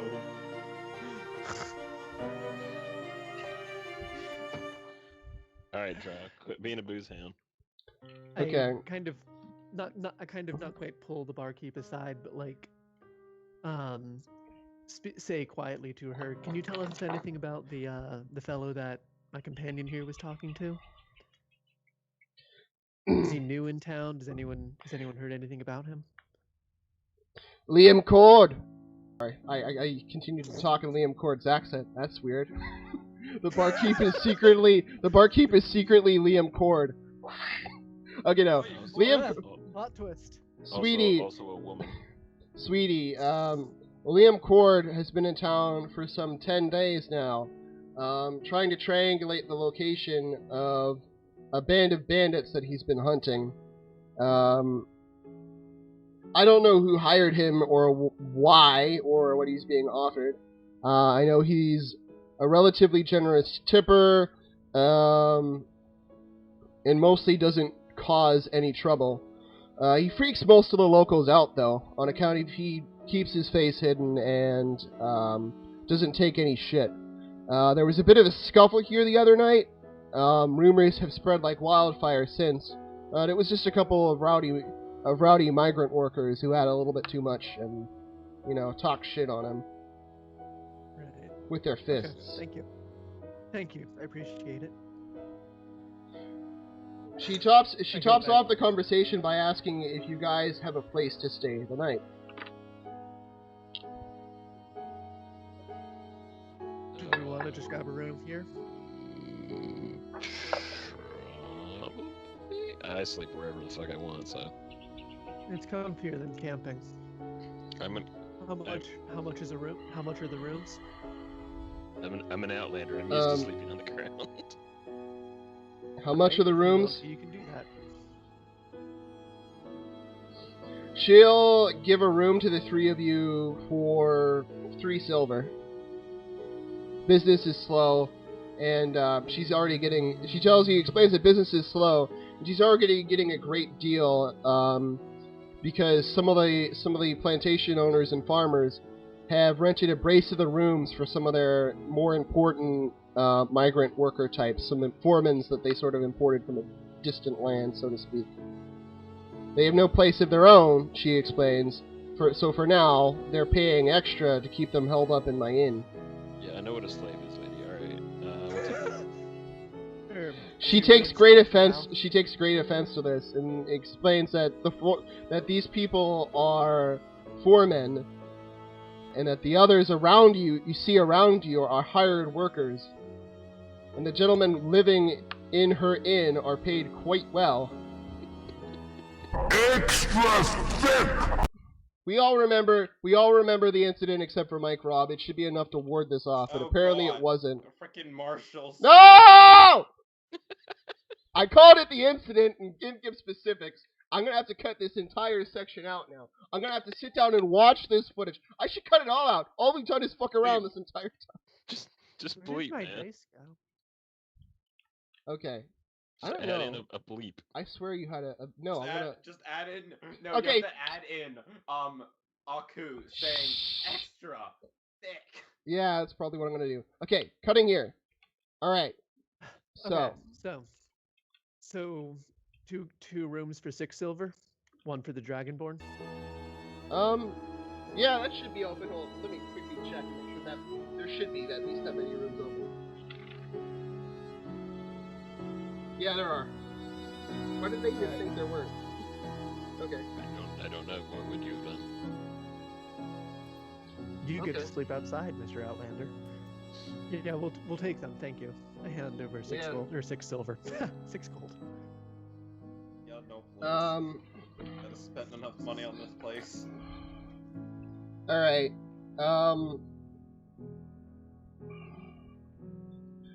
She tops off and gestures to a local-looking man, and the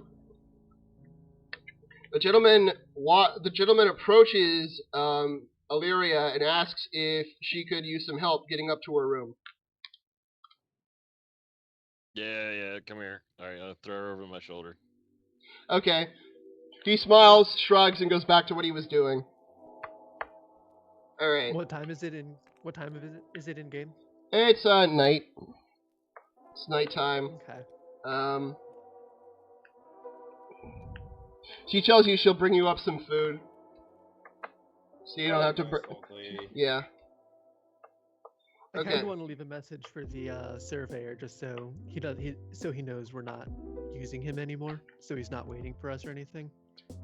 But he's probably not there anymore. Dude's and I don't gonna really be care about him that much. Well, the dude is going to be smoking and drinking in his office either way. But I guess I'll go over and see if he's there, and if not, I can find something to leave a message with. Just stab a knife in his door. That's rude. Nope. Works for Martin Luther. Fucking exactly. That's literally what I thought of. Followed me All right. 200 years of war across the entire continent. I'd prefer to avoid that. So yeah, Yeah. I'm going to head out to go to the surveyor's office to let him know that we All will right. be there tomorrow, one way or the other. You head out to the surveyor's office. Pretty much everything's closed that you see. As you're walking by, you see through the alleyways that Ike's General Store is still open. It's got a light on. General Store. Yeah. I don't know why that just was really funny to me. Do you get the reference? Then you just think shouldn't of be Ike fucking laughing. Okay, you I keep just think of going. Ike from Fire Emblem. Alright, well, shut up. Okay, well, you keep What are you walking. referencing then? Shut up! Okay, you keep going. Pretty much everything's closed. There are a couple of laborers milling about in the main street, but nothing where you are. You enter, you walk to the office, you knock on the door, and nobody answers. Except you think you hear someone maybe say something in their... The sexicles. No, you hear maybe a voice, but you can't really tell. It's like you. I don't have it on my character sheet, but for the sake of gameplay, can we just assume that I have like some sheets of paper and writing utensils? Yeah, sure. I write down like, found better offer, we'll be needing you tomorrow. Signed, The Adventures, smiley face heart, and slip it under his door. Oh my god. Okay. You walk away. You walk away. Yes. Why? You walk away from the small house, What do you and want from me? Now I just gonna want to fuck you. you walk away from the house, and you return to Excuse the. me, I don't have sex with children. That's gross. Fucking grandma over here. You walk away. You walk away from the. Sorry. You walk away and you walk towards the inn. As you walk into the inn, the one-armed man, the giant fellow, and a couple of down on their luck-looking laborer types walk out of the inn.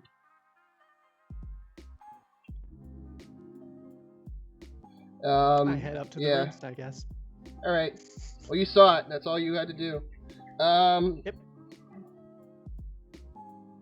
So, you head up to your room. Dad Frank is still helping Ilaria up the stairs because she's such a clumsy shit. I'm drunk as fuck. Don't fucking judge me. Wow. The realness, the authenticity. You're such a great role player, Sean. Okay, you walk up, you head up the narrow staircase. I'm not even that drunk. You walk into a little part of the. You walk into sort of a long hallway of rooms on each side, with rooms on each side. So stereotypical like inn look. Yeah, stereotypical inn. There's a sort of a one locked room with a little extra space between it and the next room. Across from that is a room with a couple of particularly flower-looking ladies of the night. And with a rather rude gentleman interacting with them.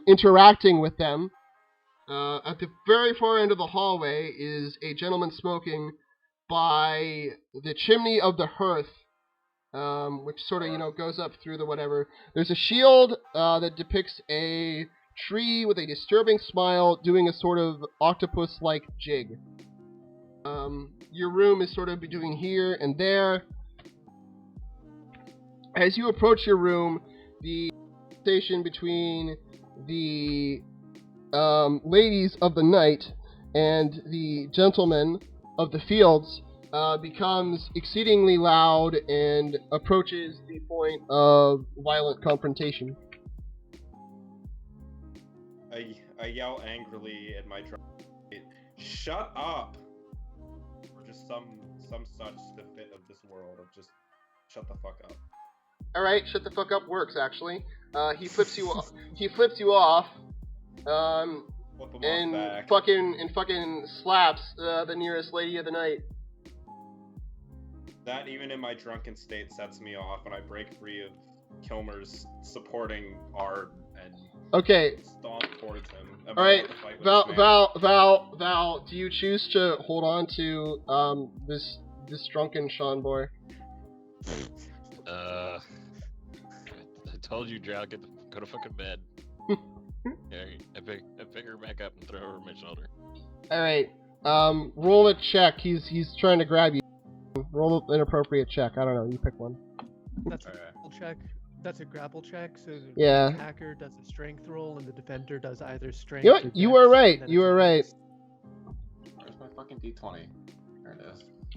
All right, I got 14 plus 2, so 16. Your I got strength a is plus 15. 4, not plus 2. Oh, is it? Let me change that. Yeah, your strength is 18. Fuck's my grapple. Okay, so 18 then. Okay, don't look for grapple. Use dex. Yeah, the defender responds to grapple with either dex or strength, their choice. Okay, Actually, well, I'm gonna respond you with should Dex. you should use strength, Sean. No. No, I got a 15 plus 4. So I got a 19.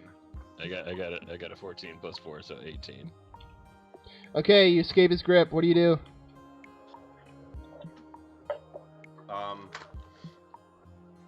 I march my way up to the worker of the field. Shoving him up against the wall and putting my dagger in his throat. You harm one of them like this again. Next time I'm not going to be so nice, and this is going to be going in your head. Alright. Showing a bit of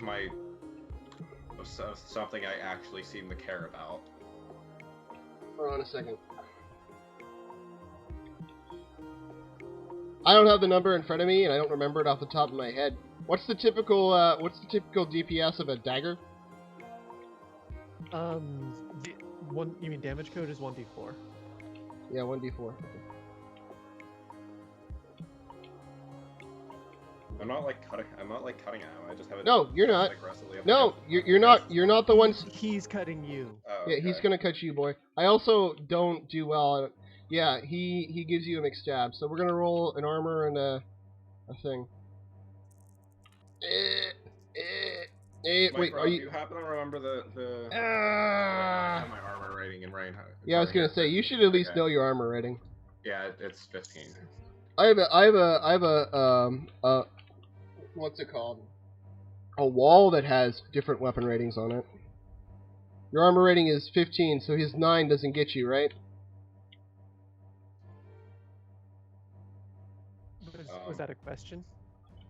I wanted to make sure I heard him That's correctly. I wasn't sure if he said 15 or not. Yes, That's my why armor I wanted to class make is- clear. I understand how it works. I just wanted to make sure. I'm sorry. Yeah, my armor class I is 15. wanted to make sure I heard him right. Dude's been at it all night, so I want to make sure. Yeah. Okay, a 9 so attack roll of 9 is basically not hitting anything. okay, so he tries to knife you. What do you do? I would point out that this inn has been pretty nice to you so far. I'll just push it. I'll just push his hand away and back off. My point being, having been made. All right. He also decides to get the hell out of there. I mean, he just pulled a fucking knife on you. That's not really. You do have a fucking giant dragon dude behind you, so. Yeah. Who can So he gets kill the you fuck with out. swift actions. Yes. That's not Okay. a thing anymore. Ignore what I just said. Well, maybe it is. Maybe there are secret swift actions that you don't know about, Micro. Possible. Just kidding. I don't even fully understand what that means. Okay, so yeah, you do that shit. The call girls are very appreciative. And tell you to come by some other time for a good time, because they're not going to do you when you're this sloppily drunk, but they still appreciate your action. Okay, At least they have some decency. Y'all make your way to your rooms in Sequoister Dad Frank, all by himself, in loneliness. In the children's room. Yeah. Because I'm You're the young one here. constantly muttering in my sleep. Pretty much, yeah. I didn't want to deal with Yeah. Dark god knowledge. that. Yeah. I don't want to deal with that while I'm trying to trance. Yeah. The night goes on. It's late before most of you fall asleep. There's some pretty rowdy shit downstairs until a reasonably late hour of the night. Also during the night, you hear the unmistakable sound of a sort of a ruckus, and then the ruckus sort of leaves. And then, I'm sorry, I'm trying to remember what happens next. I had it like clearly mapped out a second ago, and now my brain is dead. What the fuck? Okay, yeah. So yeah, you hear a ruckus come and go. And that's the way the ruckus goes.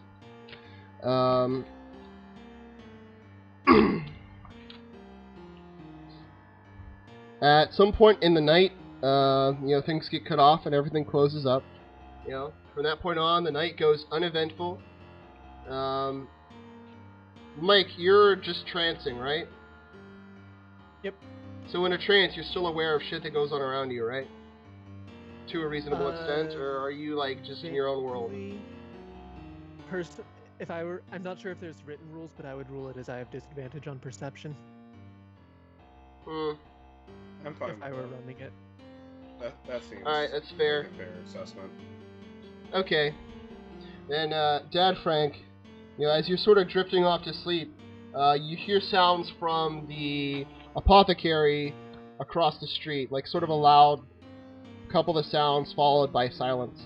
Enough that it sort of wakes you from your half sleep, and you are like, whoa, something happened in the building next door. And then, nothing.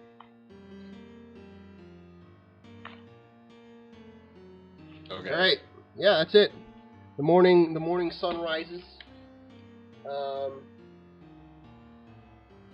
Anyone want to take authority? With the morning, I'm still drunk, so yeah. You're With the rising of the sun, the barkeeper comes up with food for each of yous, and a little tea mixture for Sean to sort of get some of the grog out of his ears. She asks if everything was okay, if everyone was comfortable, and apologizes for the ruckus last night.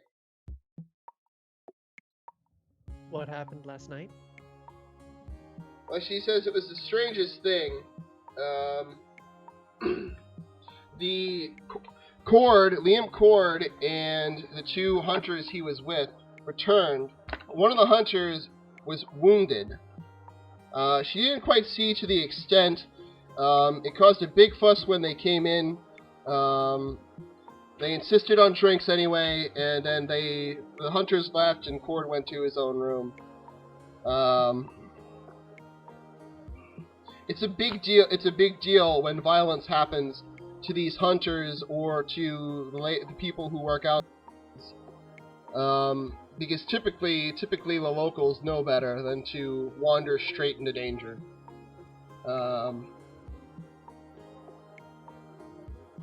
Yeah. There's also, what do I say? Also, she says, someone came to town last night, and is currently held up at the apothecary.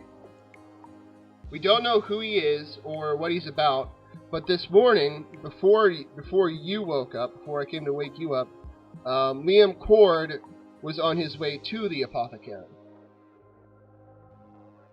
He told me that he had a wound that he hadn't treated, but that didn't seem like it was the truth.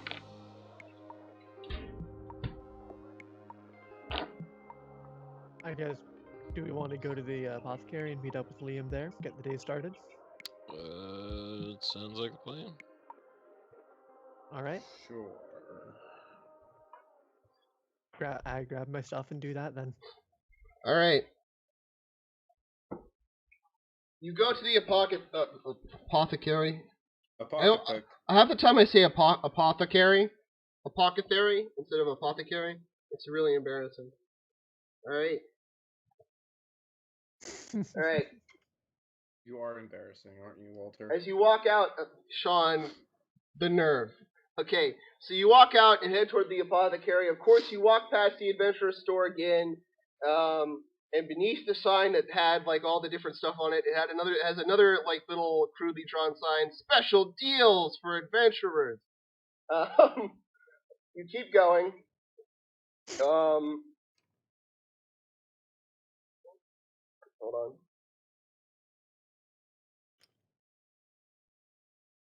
No! Where's the... I passed it. Oh, hold on. I have a lot of merchants, man. I wrote them all down, which was not the best idea, because now it's just confusing. Okay. You walk into the apothecary. A very young girl answers the door, and she's sort of surprised, like she's a little bit intimidated by Dad Frank on account of he's a giant lizard man. Sup, bitch? I want to be a giant lizard man. She's a little bit offended. She gets sort of like that like you know, that look on your face when you're like, how dare those heathens say such a thing? Then she welcomes you in, and she says, Greetings, Outlanders. Welcome to our shop. We have special deals on potions. Yeah, I'll bet you do. Okay, at that, she kind of shuts up. She kind of shuts up. You hear from upstairs some movement, and a lady walks down. An older lady, sort of, you know, witchy-looking lady, walking down. She stirs something on a stove behind a counter, and she turns to look at Yins. On the walls around you are shelves and racks containing empty bottles and unlabeled bottles with various substance in them. Some of them have labels that are just sort of symbols that you don't understand. They probably mean something to the person who runs the place, but nothing to you. She asks how she can help you. She's annoyed. Illyrio, what was the guy's name again? Fucking, Liam. Yeah, Liam. The Right. Dixon Sons. Right, that was it. We were looking for Liam. We were told he came here today.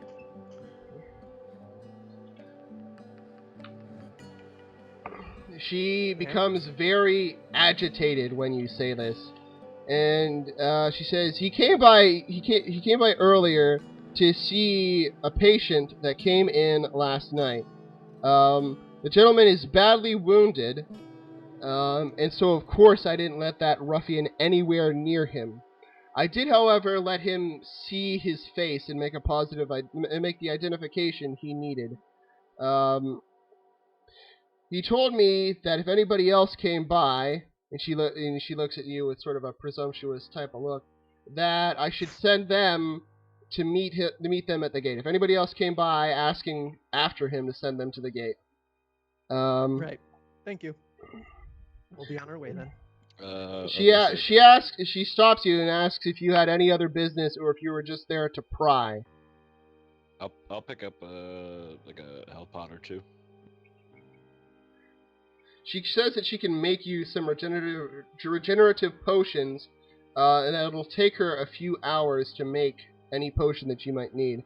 She says that she can make potions to cure poisons, she can make poultices, she can give you potions to help bring clarity of the mind, potions to help you sleep, you know, any variety of, you know, apothecary type shit. You got anything ready to go? Take out order? And she says she doesn't deal that way, and anything she does have ready to go, she keeps handy in case some idiot adventurer wanders in from the woods half dead, or in case some other idiot adventurers try and break in and rough him up. Alright, I'll take one of them. She tells you. I just She realized- tells you. She tells you to leave her store. I plunked Yeah, down. And then Yeah, she bitch. also says that if you want a healing potion, lay down some money and come back in a couple of hours, and she'll give you something. I plunked down one of the bars of Electrium. I'm gonna need it now. She plunks the bar of Electrium back in your bag, uncomfortably sort of tugging on your shoulder. A smaller man would have probably done a little tumble when it hit the bottom of the bag, but because you're like a freaking, what's the word? Samoan bodybuilder. You're a Samoan bodybuilder. It doesn't affect you. Okay, so yeah, you leave the apothecary instead of further antagonizing this innocent lady for no reason. I was trying to get some fucking potions. You were being demanding. You can get She it. didn't have any. She didn't have any, but she said she did for emergencies, and we're about to leave. Yeah, that's not an emergency. No, we can't come back in a couple hours. We're about to leave. Bitch, shut the fuck up. Dude, maybe you will come back in a couple of hours. Okay, I so don't know that. I think we're meeting Liam and we're heading out, so I wanted a potion. Liam gonna be dead, bitch. so after you get these outlaws, what are you planning to do? Just hit the road and just keep going? Fuck some dick. Whatever. Just go. Go. I'm assuming it won't be that easy to get the outlaws, but yeah, pretty much. I want to get out of this podunk little town. Thanks for Okay, setting that, man. you leave. The podunk little town, bitch. Okay, I haven't, so that's not an issue. Okay, as you leave the apothecary and head out towards sort of the exit, the gnome lady is sort of sitting out back again, and sort of as he looks by, does This half is a my smile favorite and character. points at this as you walk past. I tilt my head up in recognition. She does one of those things where you're like there's no real recognition as to what you're trying to communicate because it doesn't make any sense. All right, so you leave for the gateway. You go to the gate and sort of the fat spear dude and Liam Cord are just sort of sitting opposite sides of the little gate courtyard thing, just sort of looking at each other. The one's pretty nervous. Liam sees you and sort of stops leaning against the wall and, approaches. As he approaches your group, he sort of doesn't approach Illyria. Instead, he goes straight to Aravel and is like, are you all sorry. You're all geared up and ready to go? He says, sort of indicating Illyria. I think so. Illyria, how's your head? I'm doing well enough. I still fight better Alright. than you all. That's not Did true she- when you know it. Did she explain the arrangement to you? Vaguely, she was a little out of it last night. I'd noticed. To make it simple, I know the way there. To make it simple, I know the way to the bandits' hideout. And I know that... I know the way to the bandits' hideout. And I know with certainty that's where they are. The arrangement I would appreciate is one where we collect our respective bounties and part ways and don't give a second thought to it. Does that work for you? Sounds fair to me. Val? Yeah. Both our employers seem to be offering a rather generous sum for the heads of our targets. Alright, let's make our way. He leads Just you... to make sure, do we have the same employer? No. I'm concerned He about is- us both trying to turn He into is from bounties. a far different city. He's from Okay. Waterdeep. Okay. He basically, his explanation was he works for a very wealthy person who one of these bandits offended, and his job is to collect this bandit's that's fine. head. Just wanted to make sure we Yeah. weren't going to get into a bad situation. I'm ready to go. Yeah. You do, Mike, you do get a sense that he is very experienced. He's not really shaken or worried about anything. Okay, so he leads you along the woods for a significant amount of time, and then takes you down sort of like a goat path for a while. After a while, you come to... As we go, and especially as we turn off onto the goat path, I don't entirely trust this guy, so I'm not saying anything, but I'm actively scanning the woods around us to watch for any kind of unpleasant surprise. You make your way along the goat path, and a short distance in, you come to a place where you get a strong sense of magic. It's sort of a place where, you know, it's normal forest, then a clear patch of ground with grass. He sort of starts following this winding patch deeper into the forest. After about 15-20 minutes of walking along this patch, you come across a place where the grass and the forestry around has been disturbed significantly, as in not like, oh, an animal was just here, but like, you know, a ruckus was just here. Of all the times not to have our ranger. Yeah. I don't even know if he's going to be around next turn. I'm trying to find any potential replacements in case he just doesn't want to. Yeah, he's getting... Yeah. Just so everyone knows what he's talking about, my brother moved to one of the M states. I forget which one. And, Michigan, Missouri, Montana. I want to say either Missouri or Michigan. It's hard to say. But, yeah, he moved, and so he's not with our group right now. So I don't know if he's interested or not. He's really taking his time getting acclimated to the new planet that he's living on. Yeah. Anyway, it's cold up there too. It's like basically the North Pole where he's living. Probably Montana then. No, it's not Montana. It's either Missouri or Michigan. Or Minnesota. One of those lakey type states. Okay. Where were we? This is becoming a problem. Was grass that looked trampled. Grass that looked trampled, some bushes that got roughed up. There's an arrow in a tree. Ooh.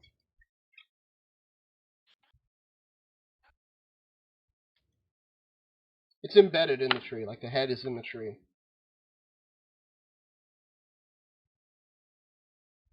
Do you want to do a further check? Do you want to like check the area out? Yeah, I'll do a quick check. Like, do I notice anything? Can I tell what happened here? You see some blood. You do a check. You see some blood stains. Can you roll? What's a good check for this? I'm sorry. Probably survival. Survival is used for any kind of like tracking or. Yeah, it works. Roll it. Maybe perception or insight. Roll it. Minnesota. I was fucking right. Oh, he's gonna be mad at me now. You didn't have to tell him. I didn't. I just asked what state we were in. Yeah, that's a 5. All right. Well, you can tell. You can tell based on your experience fighting, that there was some fighting here. There's blood in the grass. There are a couple of bolts. There are a couple of bolts in the one embedded in the tree that was obvious to see. The amount of blood that was spilled in some of these places would indicate that some people didn't walk away alive. It is human blood as far as you can tell as well. All right. Shall we be on our way? Very well, he says. Very well, Liam says. He's sort of in a suspicious. Let's keep going. He keeps going. Walking down the path. Making my way down. He sort of carries an air like what was just happening was not a big deal. Sort of just Okay. You keep going, and as you go along, you find yourself in an instance surrounded by a familiar sort of mist. In the forest around you, you see dancing lights, but only on the right side of you. On the left side of you, it's just sort of a dark, foggy bleh. As you're walking along, Liam sort of just looks over his shoulder and does one of the, I'm doing a hand gesture to sort of convey, but just one of those just keep moving, just ignore it type of hand gestures. He wouldn't. Y'all keep making your way along, and all of a sudden, Sean, a glowing light approaches Allie, and a fairy materializes before you. The dangers are ahead. Our kin of the swamp have told us of your great deeds, O brave one. The dangers ahead are great. Should you fall into peril, you must sound this horn of our people, and we shall lend thee aid. She hands you a whistle. I turn slightly confused, but still do my best to appear gracious of the fairy's hospitality and care for someone not of their kind. I thought I was the crazy one. Rather confused what this great deed was in my slightly hungover state. All right. Do I see the fairy, or is it visible for her? Yep. Okay. All right. Anybody got a bottle on him? Liam shakes. No. Liam shakes his head and just keeps going. You continue your way along and travel a rather significant distance. As you go, you're aware that it is a different time in the day than it should be. Oh, good. What does that mean? It's hard to tell. It's hard to tell. It's hard to tell. It's hard to tell through the tree cover, but the sun is not in the right place as far as you can tell. Okay. As you keep going, it seems to get a little bit later, and the sentiment that Mike Robb just said is uttered from Liam Cord's mouth. He says bloody fairies.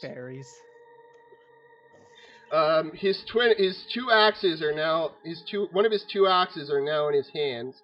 You say twin axes, I just think of the frickin' He has twin axes. He has twin axes. But he only has one in his hand right now. All I can think of is the Wing Knights now. Yeah. I just imagine him as a Wing Knight.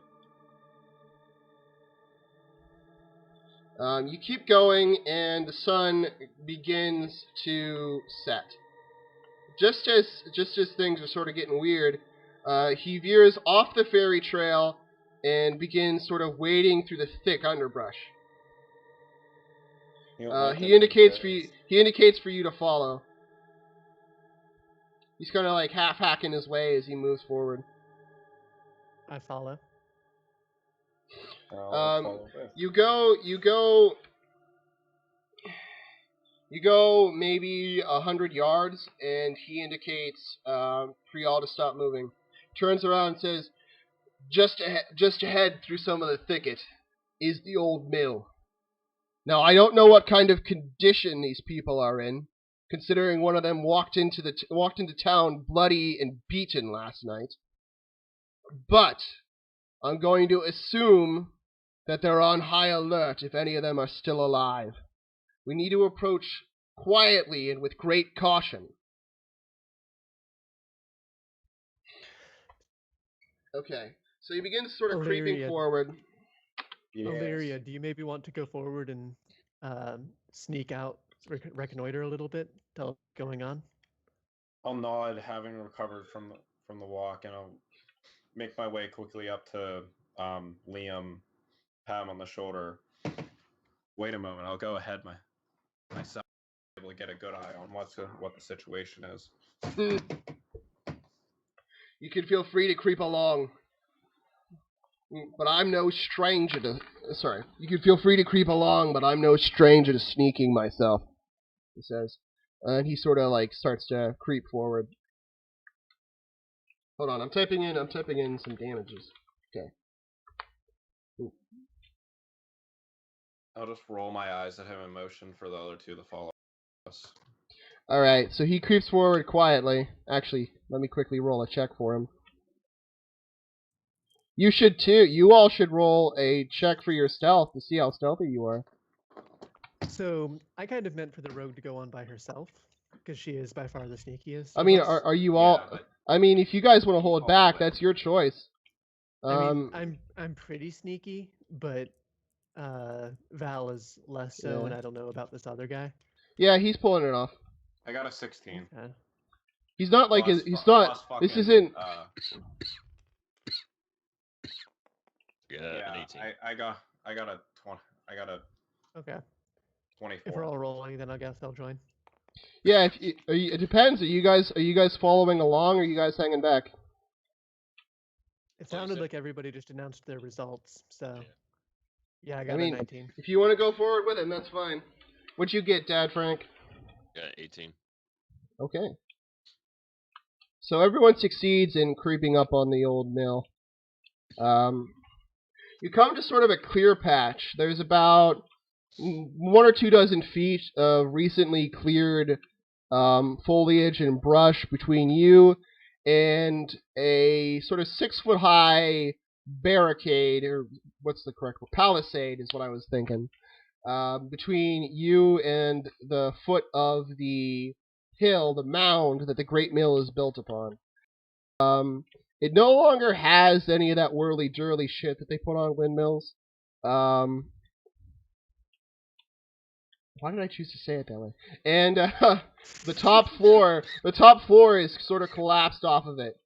The open field is muddy, and here and there on it are patches that are scorched or bloodied.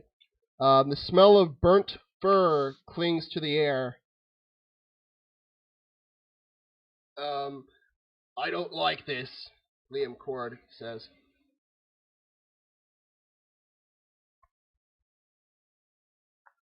Okay, so the space between you, the open space between the forest and the entrance to the old mill has a few patches that are scorched and torn, and there's like a smell of burnt animal, sort of.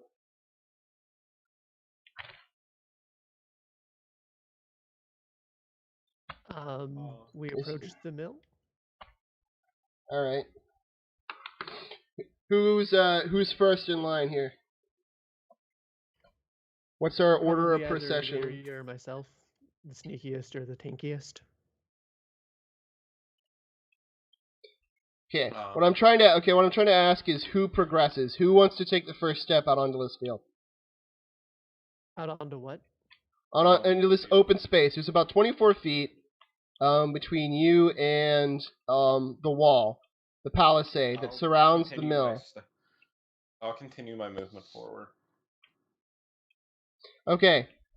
Sean, you were walking along, and you hear a click when you put your foot down.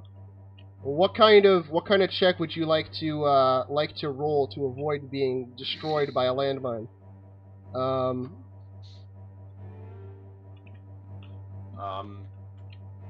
To avoid what? Being destroyed by a landmine. If that's a reaction to avoiding the fact, that would probably be a dexterity save. Oh, I was aware it was a dexterity save. Okay. Giving him a choice, man. I'm trying to empower him. Okay. Oh, Roll the sorry. dex. It sounded like you were actually asking him. I mean, okay, here's what it is. He put his foot down and it clicked. If he had said, "Oh, I want to do sleight of hand and disable the mine," I'd have been like, okay. I don't know. Okay. What did you roll This for is dexterity? I got a 15 total. A 15. Yeah, you get out of the way of that mine. It like scuffs up your boots a bit with some fire, but Liam Cord is just like Jesus or whatever the Jesus Christ! no, I'm sorry. Let me Crikey! say Yeah, the okay. equivalent. Let me say the equivalent. We just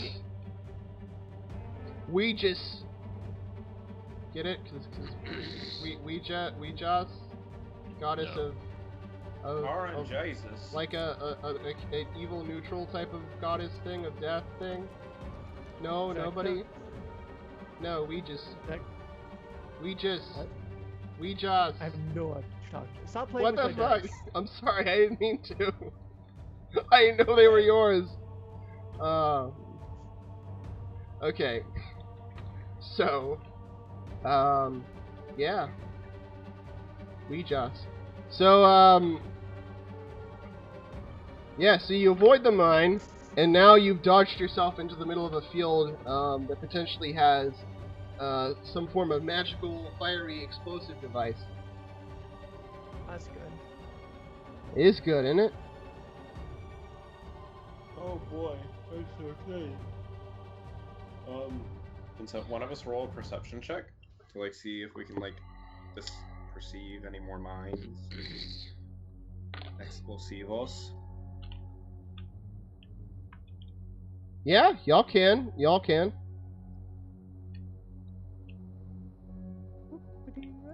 Okay, I shall make a roll. With my garbage fucking. 15. You roll you. Okay, you get a 15, Mike. I got a 5. Sean, For an elf you rogue, you are oblivious. I got a 7. you see. Okay, Sean, you see what you think is an open spot, but as you move towards it, as you move towards this spot that appears to have previously been burned, you find your foot upon another mine. As it clicks, but does not immediately detonate. Mike, you're looking around with your Yes. perception, and you see spots that are clearly had mines planted in them. Your experience with military shit, I mean, it's undeniable. You can tell exactly where they planted these mines.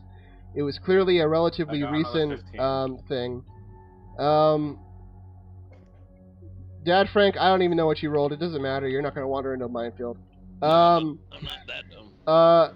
Illyria, what did you roll that 15 for? Fucking not be blown the fuck up. But what did you roll it for? Did you roll it for, like, sleight of hand? Are you trying to roll away from this mine and even deeper into the minefield? What are you trying to do? You know what? I will roll it as a sleight of hand to disarm the fucking mine. Because we see what happened last time I fucking...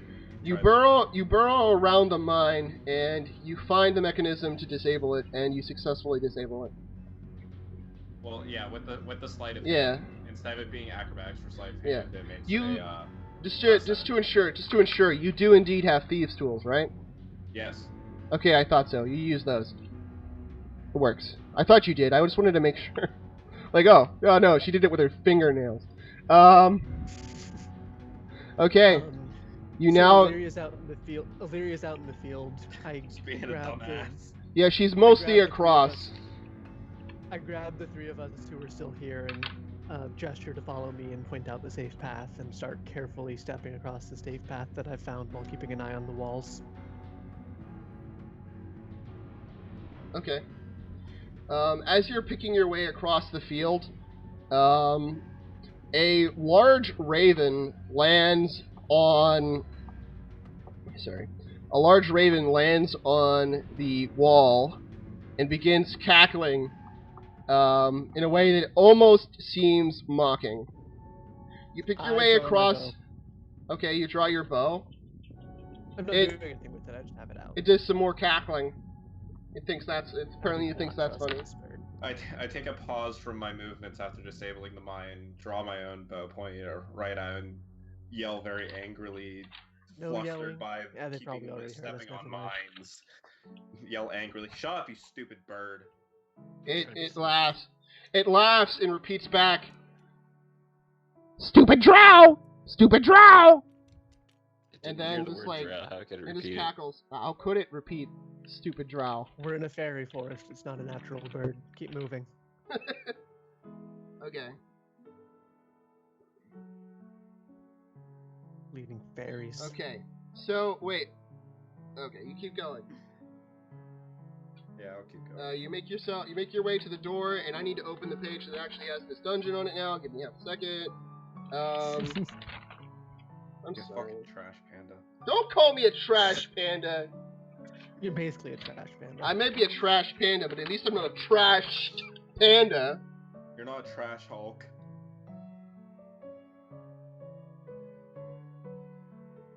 What is this? Oh, that's what that is. Of course. It's the homosexual agenda. Don't. It is the homosexual agenda. How dare people want to have sex the way they want to have sex? How dare they? Okay. You make your way to the door. The palisade isn't high, and you could probably climb over it. It's like 6 feet tall. As it is 6 feet tall. That's not very high, dude. Literally just Like, pretty much just be like, fuck he yeah, can pretty bitch. much see over it, dude. He can pretty much see over it. It's also over 6 feet tall. Yeah, I'm like 8 or something. All right. You walk over to the. You walk over to the door. You walk over to the door. Liam Cord asks Val if he can see anything over the wall. Alright. Fast wall. Perception check, or just do I? Or You can just see over the wall. Okay. So I hope you don't need the roll Alright. check for that. as you look over the wall, you see that there isn't much. What you can see is that the door to the main actual, what's it called? The mill, I'm sorry, I don't know why the word left me, is heavily, heavily damaged. It's got some scorch marks on it and a couple of chunks blown out of it. The gate by where you are, however, is intact. There are a couple of splinters of wood down at your feet, but it is still barred from the other side. Liam takes a hook and chain that he has with him and prepares to use it to sort of as a way to clamber over this wall more effectively. As he puts the hook on the top of the gate, just to sort of hoist himself over it, the raven lands on it again and sort of knocks him on his ass and starts cackling, "Password! Password!" Well, fuck. Bastard ass fucking bird. Val! Just grab this damn bird. I don't know, can I? Is it- Damn drow! Damn drow! I like this bird. Fuck off.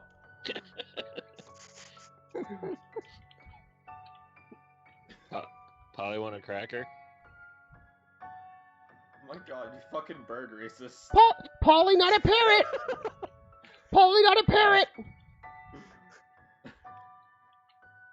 Alright, Lizard- take out- Fucking burbus. Lizard want a cracker? Yeah, I mean, let's just get hungry too.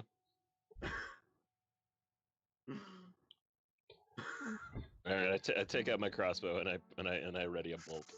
Oh lord. We all fucking hate this It cackles. It cackles you. I don't have time for this, Liam Court says, and sort of climbs up and vaults himself over. Let me see if he makes it. Let me roll his acrobatics. Please tell me he clips his dick on it or something really ridiculous. If he gets a crit, I will have him smack himself in the balls while he's trying to get over the wall. Crit fail. Oh, No. You got 12. He got a 12. He kind of like... It's kind of like not the most elegant thing you've ever seen, but he makes it through the wall effectively enough. I pulls- irritate him. Okay, yeah. Acrobatics? Yeah. I'll follow after. 21. Alright. He lets you get across, but Sean, as you try an acrobat, he like flutters into your face and out of your reach again. Password, he says. Password. You left them Stu- over. Stupid Damn. drow. Stupid drow. Clumsy lizard. Password. My I unbar ass the gate. bird. I unbar the gate from this side. Cheater. Cheater. I You don't flip want the to let bird. them over, you damn bird. Stupid I idiot. flip the bird as I unbar the gate. It flies up and lands and perches on the archway of the main door to the mill, which I keep on forgetting what it's called, and cackles. Bird, if you say password one more fucking All right. time, I'm gonna shoot you. Password. Stupid drow. I immediately draw my. knock my Maybe arrow let's and pull it not. back. Maybe let's not shoot the mysterious talking bird in the middle of a fairy forest. I've heard this story. I know how it ends. Or you just Anyway, whistle is the berries gate- and it'll be chill. Was I able to Piss off open the this gate? bird. Oh, yeah, you were. There's like no Okay, trick guys, to it. just You come open on the in, gate and ignore it the left. bird. The bird lands on the sill above the door to the mill proper. Once there, it cackles and it says password again. And as Liam Cord puts his hand on the door, which is clearly broken to shit, he's not able to physically move it.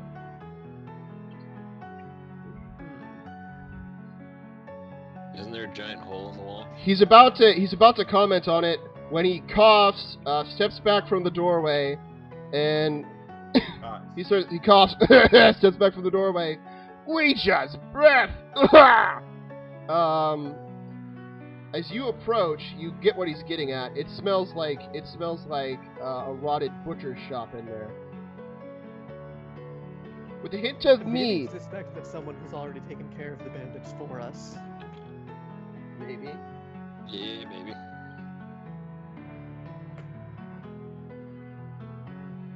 I hold my nose and look inside.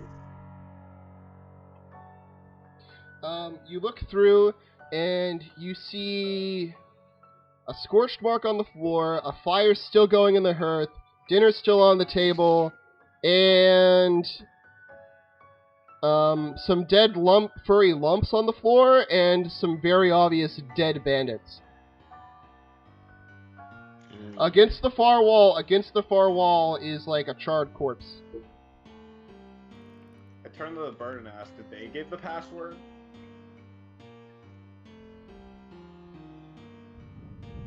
He laughs, and he laughs and says, "Stupid bandits! Stupid wolves!" And that's all he says. He cackles. I'm, So I guess I'm we- investigating. Sorry, go on. That was you, Sean, right? I wasn't in the middle of saying anything just then. What? Yeah, I was the one Were you who saying asked something? If the fucking... I was the one who asked if they gave the password, and I'll turn Okay. and say, I guess we learned what happens when you don't give the password. I mean, we didn't give the password, so I hope not. He cackles at this. I move into the room, still holding my nose. I'm investigating Um, it. Trying The to see if I door, can figure out what the door kills does them. not. Yeah, the door does not budge. Isn't there a giant hole in the wall?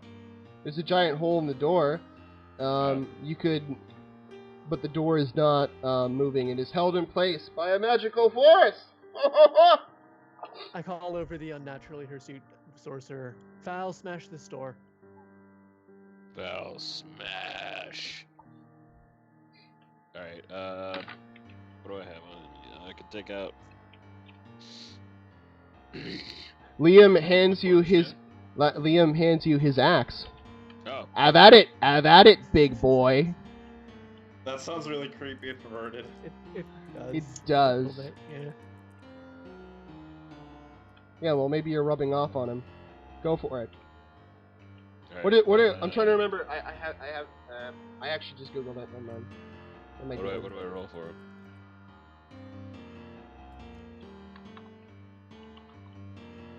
I got an 18. I don't know what I was rolling. Just smash down would probably You're be a strength 18. check, Yeah, you're 18. You're 18 should get it. Okay. I'm trying to figure out how much deeps. Oh, I don't need to worry about how much deeps an axe does. You get that door. Fuck it. You break the door down with a blow of that mighty axe. As the door shatters, the magic dissipates, and the whole structure shudders for a second. As you walk in, who goes in first, by the way? I'll go in first. Okay, Send it. Sean and Illyria both sort of crowd in at the same time. No, I was yelling You look at around. Valerie at first. You look around. By the table, near a window, a narrow slit of a window, is a rather rotund gentleman, who you assume is fat. What was his name? Shit. Fat Albert. That shit? That's a horrible name. Oh my god, that poor man. No wonder he turned to banditry. Yeah, I would have too. Wow, my Yeah. god. I mean, it could be worse. His name could be Shaggy Would it? or Scooby. Either of Yes, those don't are you as bad fucking as judge fat fucking- shit. You fucking judge Scooby-Doo, motherfucker. I will judge Scooby-Doo until I Scooby die. I will break your anus. Maybe I roll that way, Sean. Maybe that's what I'm looking for. Okay. Sorry, I'm just rolling the web page. Well, I Scooby don't. Okay, so we're gonna have Get to to the point. Scooby agree to Scooby disagree. All right. So the bodies are. Check the corpses. Well, the bodies are the ones you're looking for. Is what I'm trying to say. You see in one corner Iron Peter Blades and Wide Tom is the fat fellow. Alright, cool. What about the one we're looking for? Those are the people. Those are the people you're looking for. There are a couple other dead dudes, and there's the charred dude. As you and Illyria walk forward, you see he's clutching some sort of runic staff, some sort of fragment of a staff with unfamiliar and alien runes carved into it. The top of it is badly scorched. On the floor also are what appear to be twisted forms of wolves, presumably twisted by magic, like someone cast a spell that muffed up these poor wolves' days. Oh, Or puppies? that's no Yeah. good. Above you is a stone-vaulted ceiling, and beneath you is a solid-feeling wooden floor of oak. A fire is still going in the hearth, and aside from the smell of these dead people being very dead, the soup seems like it's coming along. Liam Cord moves in to identify and starts to say, "Don't get your guard." He says, "Don't get your guard down. It might be a trick." And then he sort of stops halfway through, and he's like, "Oh, like all the people are dead." He looks sort of at Wide Tom, and then he looks at Iron Hand Peter, and his shoulders go down a little bit, and then he sort of like shrugs, and they're up again. Like he was a little disappointed that he wasn't gonna, be killing a famous bandit today. He makes his way over to Iron Peter, and sort of gets ready to hack off his head. Val Kilmer, what do you do?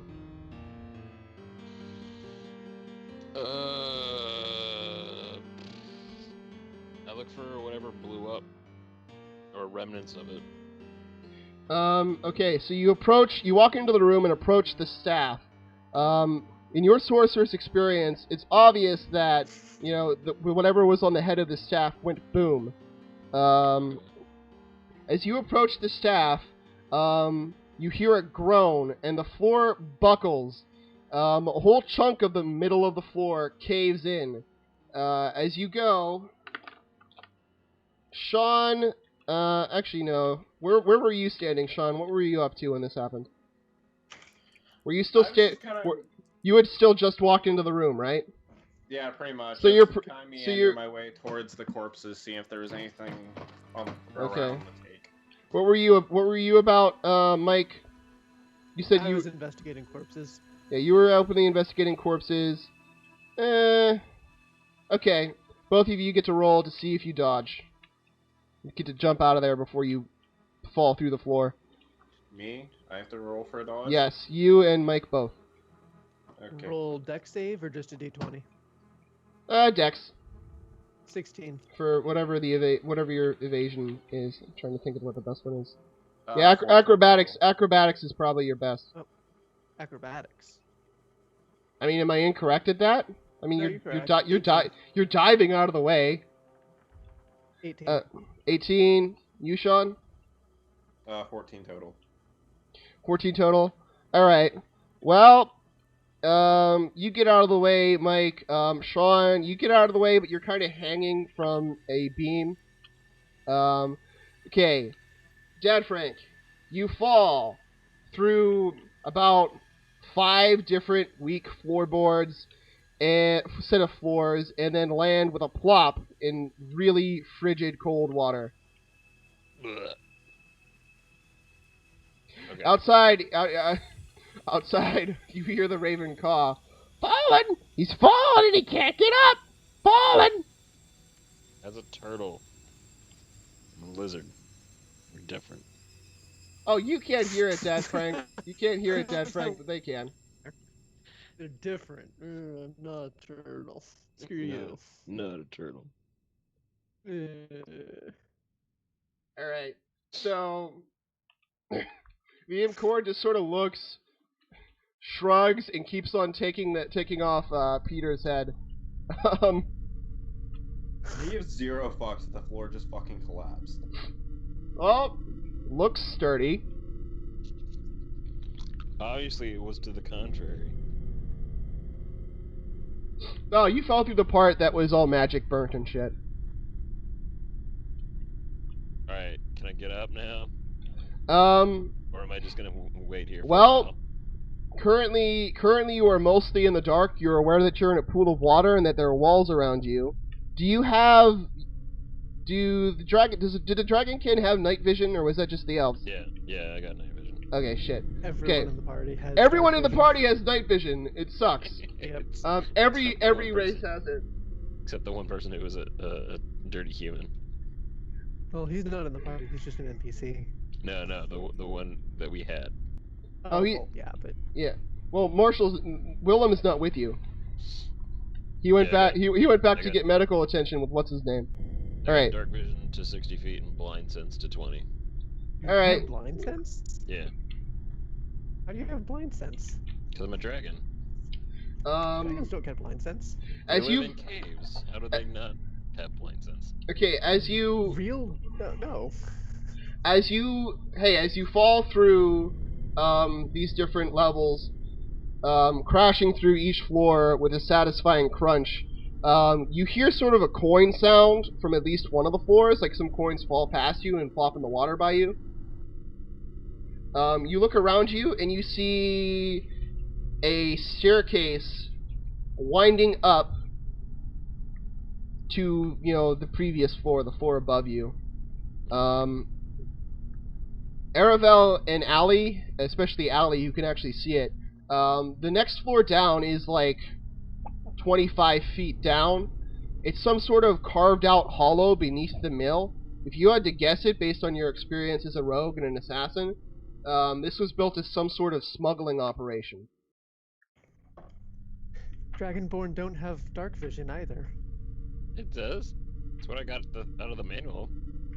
I don't see it. Sorry. We'll figure this out later. I'm They distracting have the some party. sort of dark vision. I don't think it's All right. as powerful as ours. I Okay. apologize. This isn't important. Alright, Okay, okay, I can fix this. Val Kilmer lands in the water, and some sort of Fairy magic in the water removes his dark vision, leaving him in the darkness. Ooh, fairy trickery. Okay. Anyway, I lower him a rope fairies. to help pull him out. Alright, I swing my arms around to find the rope. Okay, well, you could probably see I the just rope. realized There he is a probably hole in the weighs, roof. like, 3 times as much as I do. Alright.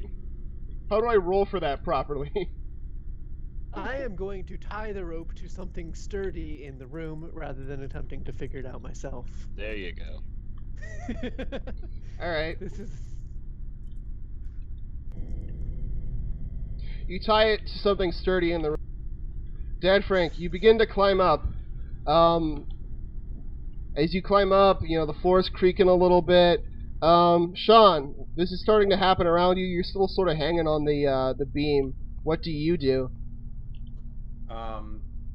You look around or what? You get up? You hang there for a while? Move up to sit myself on the beam so I'm not just dangling from it. Yeah. And then I'll look around to make a sense of the situation. Alright, let's do a check for that. Let's do a... what's a good wisdom base? Let's do a perception. Well, I got a 7 plus fucking whatever. 1. So I got 8. You got 8. Okay, it looks like it's a smuggling operation of some sort. I already said that, but you know, that's sort of what you get from that. You're looking around. At some point in time, you know, stuff got moved in and out. There's some old boxes, some old tables, some old rotted sacks. You know. Sack. Yeah, you get a sniff of a little bit of that moon sugar, if you know what I mean. And Uma. yeah. And aside from that, yeah, it looks like it's some sort of smuggler's den. It's got lots of cobwebs and shit and dust and shit. It's a good time, man.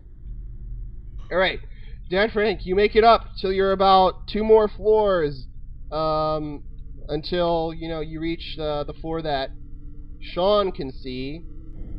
When a bony hand sort of grasps your ankle for a second. While you're distracted by the ghostly tug, the raven flies into the room and begins madly pecking at the knot. Hold on a second, let me see if he gets it.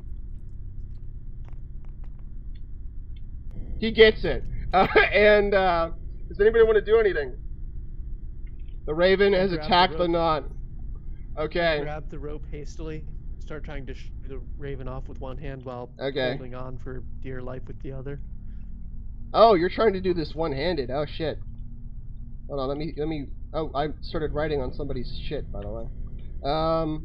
By accident. I didn't mean to click on it. What's a good check for that, man?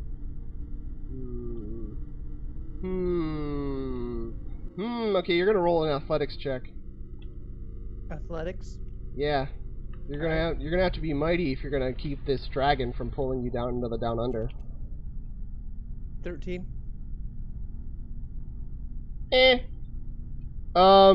Okay, so he pulls you down into the next room, but not all the way down, and you sort of catch him before he plummets.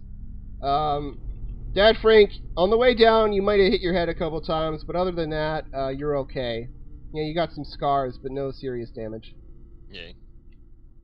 As it goes. Alright. So Liam Cord is just sort of standing by the edge of the giant hole, shaking his head. He ties the head of Peter Ironhand, Ironhand Peter Blades, to his belt, and asks if you want the head of any of these other blokes. The only one he needs is Peter Ironhands. Yeah, let's take them all. At most, we need 1 as proof that we did it. Although technically we didn't do it. Okay, so he says, all right, I'll... Does anyone have a way to transport a head, like, not awfully? I'm not carrying this thing back to the city. Just gotta put it in a sack. Yeah, that's what I was saying. Hey, throw it in a double stack or something. Okay. He goes to Yeah, we'll collect the head of Wide Tom. We'll take. Yeah, we'll take Fat Shit's head. Yeah, he's one of the recognizable ones. Alright. So, Mike Robb, as you're standing there Yes. on the floor beneath, you look around you, and you see all the smuggler stuff. You're like, your ankles are kind of tangled up in some sacks of rotted goods. Do you wanna roll a perception check? Do you wanna roll some sort of check to help Dad Frank get out of the deep? First, What I'm are your going to tie thoughts? this rope off again, and then I'm going to stand by to shoo the raven away if it comes back again. Yeah. The Raven is now outside of the building. You're not sure where it went. I am ready and waiting for that raven to continue being obnoxious. Once it's tied off, I'll continue my investigations. Alright. Dad Frank, you are on the next to bottom floor, so you're right before the watery slop. Okay. If you wanted to, you could try and make it to the floor around you and climb up a way that isn't on a rope. Yeah, let me try for that. Alright. Roll it. What am I rolling? D20? Roll the check, dude. I guess a dexterity check? Because you're like swinging on the swing. Or an athletics check would do too. Whichever you feel most comfortable with. You're like just... 16? I mean, that'll get you either way. Alright, fine. Alright. You get yourself onto the platform around you. You're standing in sort of a dark space. Like, you can see where the hole is because a beam of light's shining through the ceiling. You feel like you sense a presence around you, but you can't see it. Like, you have this, like, unnerving feeling that something's, like, in the dark with you. Okay.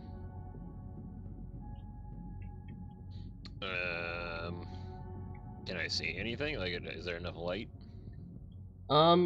You can see the middle edge of the, what's it called? The hole in the floor, and you can see the hole above, and you're aware that there is some sort of staircase winding up, because I actually said that. You don't know how this connects to the top floor, to the floor above, and you don't know how this connects to anything else. And so you don't know what's in the room, and you don't know how it connects to the top floor. Like, there was no obvious opening into the space beneath. Okay. I mean, I'm looking around. Do I see anything unusual or valuable? You see a lot of dark room. No, like, chests or anything? There might be chests there, but you cannot see them. Alright, I'm just gonna make my way up to the next floor then. If we need to go back down, we can. Alright, as you stumble into the room, you feel like you trip over something. And you feel like it's like a person, like, actually clotheslining you. Like, the tabletop, the thing where the guy kneels down and the other dude pushes you over? You feel like that's what happens, and you fall on your ass. Sort of like fall forward and twist and like fall. You fall through a table, and some like expired sugar like fluffs up in your face. It's pretty gross. Okay. It's a little bit sweet, but mostly it's just gross. Like, that sugar is probably a century old. Alright. It's really gross. I'm zooming in and out of your crotch right now with my viewer. That's cool. It's what the viewers will see. Again, do I feel the presence? Like, do I know where he came from? You feel like it's right behind you.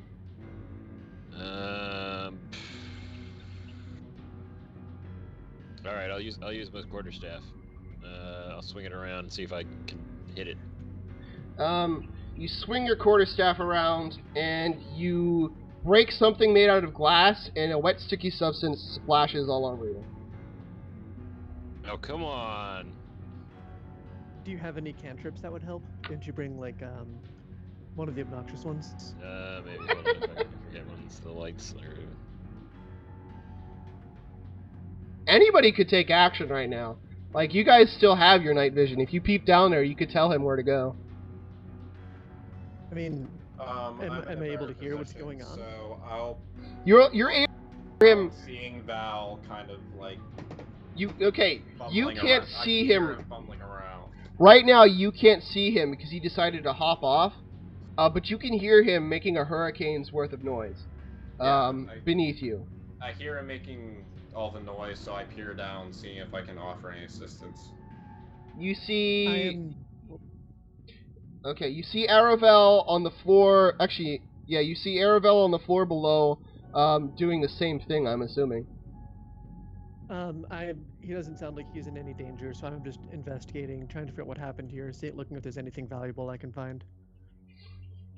As you look around, you see that in this room, there is a particularly sturdy oaken table with some parchments on it that are long since decrepit and withered and don't really mean anything. There's a small lockbox on it, and it is ornate in nature. Aside from that, it's your standard fare of sort of rotted boxes. There's some sacks in the middle part of the room that haven't like fallen down yet. They're sort of around the hole, like you're standing on some sacks. You're not sure what was in them, but right now it's just mush. When you see the floor beneath you, you see the boxes there seem to be, mostly locked boxes as opposed to just boxes filled with supplies. While this floor seems to have mostly goods of some sort or other in it.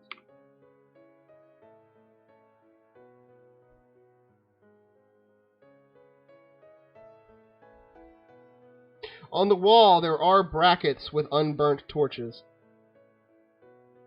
All right. Standard. I'll see if I can't light one with my firebolt. Okay, well, Dad Frank, you can't see them, but if you want to shoot a firebolt in this room, that's fine. No, tell me one of them. Fuck it, I'm gonna light the place on fire. Okay. So you cast fireball. All right. As you cast fireball, which just sort of hits the wall. He took away my night vision, so I'm just gonna fucking throw fireballs at things. Yeah, that's fair. You throw a fireball, and while it just sort of hits the wall and does nothing, you explode into flames because you're covered with a flammable, sticky substance. You're pretty much immune, right? You're like heavily resistant at least. Yeah. Yeah. Are you heavily resistant or are you straight out immune? I'm resistant.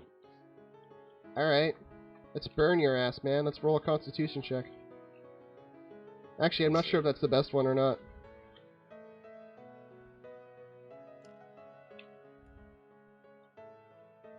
Yeah, 12. Whatever. I mean, it's like a little bit hot under the collar, but you're okay. Mm. Stings your eyes a little bit. Take a couple of nibs of damage. Alright. However, the room is lit, and you can sort of see... yeah, you can sort of see. You're also lit into flames. You can see where the staircase is.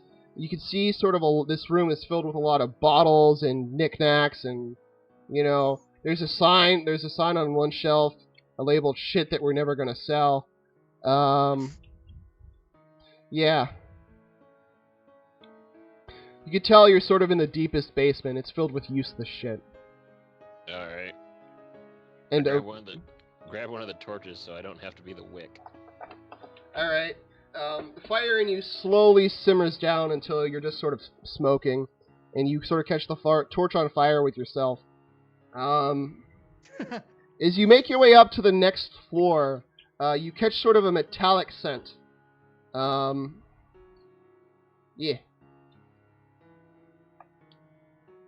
Okay, isn't the next floor the top floor?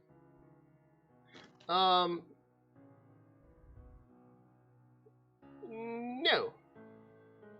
Okay, there's the floor you're on, one more floor above it, one more floor above that, and then the top floor. Oh. Okay. So you're on the floor between where you were before and because you just walked up one floor. You're between where you were before and where Mike Robb is right now. As you walk up onto the floor, you get a strong metallic smell, and Alright. your torch catches a gleam of something near the edge of the hole. Okay, what is it? It's gleaming stuff inside of a chest. You appear to have smashed it open on your way down. Alright, I investigate. As you approach to investigate, the floor creaks and groans. Alright, I investigate cautiously. As you cautiously investigate, the floor gives way. Son of a bitch! Fortunately, this time the floor beneath you holds. Unfortunately, several chests with bounty do actually crash through the floor on the level that you are on. The bounty of these clearly once successful, what's the word again for them? Smugglers. That's the right word. I'm sorry. I lose the words sometimes, even though they're really basic ones that everybody knows. Is now lost to the deep pit of water beneath you. Coolio. Okay. You make your way up. Mike, Aravel, I'm assuming you've been looking for an exit this entire time, right? Sure. I've been looking for anything of interest, including signs of what attacked the Alright. place, treasure, and a way to get out. Okay. Although I guess I have the rope. As but you I'm gonna go investigate, with the rope. well, you tied the rope off to something. Yeah, I just realized that after I said it. Never mind. As you investigate the desk, you find sort of an ornate knob, and you do one of those things where you like turn the knob and like a secret thing happens. A ladder sort of like ascends from somewhere higher up in the room, somewhere sort of hidden behind a false wall, and provides an access through a secret hatch to the floor above. Also looking on the desk, you could tell that the papers that were on it were once some sort of ledger, and it's sort of an inventory of what must have once been there. Aside from that, yeah. I climbed the ladder. Okay. You climb the ladder and it creaks and groans, but it doesn't give way as you make up. And you get to the top and exit to the top room. Liam is sort of loitering by the door, peeking out the windows, and listening intently.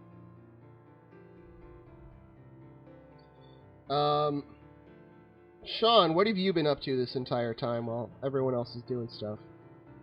You're still on the main floor. I was just kind of still sitting on the beam of the main floor that I grabbed onto. Okay. Looking around for anything at all interesting.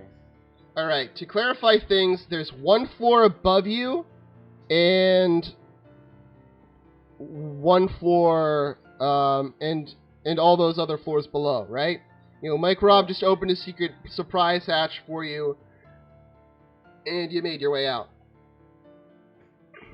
Dad Frank is currently making his way up back to the floor with the metal smell to it. And above, like Sean, like I said, there is an attic to this place. And Liam Cord has started acting fishy by the doorway. Like he's acting weird. Seeing Liam acting this way, I make my way over to him and tap him on the shoulder. Hey, what gives, man? He hushes you as you say this and says, "Do you hear that?" As you listen, you hear somewhere not too far distant the sound of some sort of unearthly howl. Like it sounds like a wolf, only it doesn't sound right.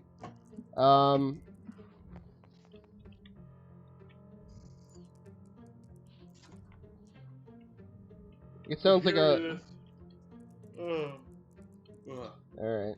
Hearing this Dead. unearthly. What? Talk.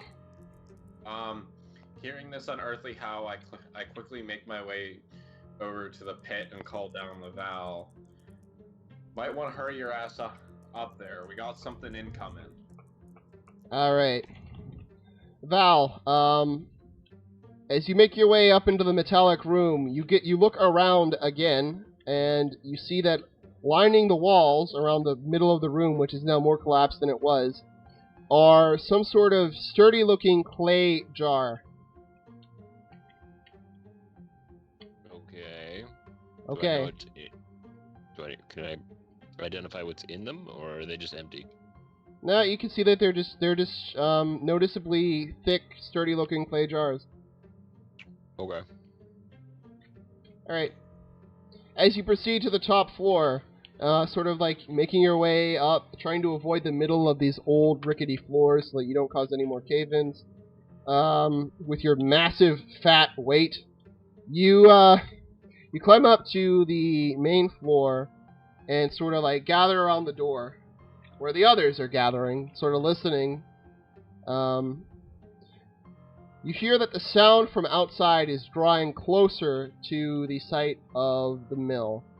The sounds of howls and sort of barks just getting closer as the pack closes in. I almost said herd. That would have been bad.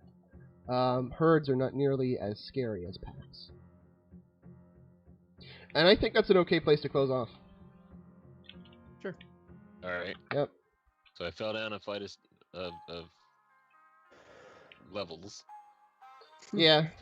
Found some treasure, lost some treasure. Yeah. Oh, there's more treasure. Treasure. This place is oozing with hidden treasure. This isn't even the bandits' treasure, man. Man. Treasure. It is the penis treasure. You're right. The greatest treasure of all. Yeah, anyway, thanks for joining us. Do we want to level up now, or do we want to level up start of next session? I would rather do it either now or in between sessions, Yeah, that makes sense. or possibly hold like a pre-session before the next one where anyone who needs help leveling up can come in. That's what I was kind of thinking, is that we could do the leveling up next session at the beginning, before we start properly. And, because I'm still trying to determine how much I want to give for killing a demigod, or whatever you'd call it. Everything else is pretty much, by the book stuff, but, yeah. Anyway. The other, I don't know if we want to talk about this now or just ignore it or do it later, but according to the book, Dragonborn do not have any kind of dark vision. Yeah, I noticed that. I don't know where I got that from then. Maybe they did in 3? I'm not sure. Maybe because I'm like that's what the old file was from. I just copied everything over. Yeah. So I think that's a question for the DM of, do you want to let him keep it or? No, man, that shit's gone. Alright. Bitch. Not like I used it in the last, campaign. Yeah, not like anybody needs to fucking know that. Anyway, thanks to anybody for watching. Like if you liked, subscribe if you have the patience to fucking watch this much shit. We are gonna lose at least 35 minutes of this recording just because people bullshitted around and said really offensive stuff. But you said plenty of offensive things, don't lie. One thing. No. Screw you too. As usual, thank you for coming, guys. Next week we'll see if I can't get some other 4th person. 3 people is awesome, but I feel like 4 people's standard, it feels like. I might be wrong. We might be stuck with 3 people forever, and I wouldn't mind that too much. This group is mostly balanced. The only person who's really not actively contributing is Sean. Yo. I comfortably talk shit, Sean. I comfortably talk shit. Anyway, thanks for watching, guys. Have a great day. Peace. I was doing a lot of contributions.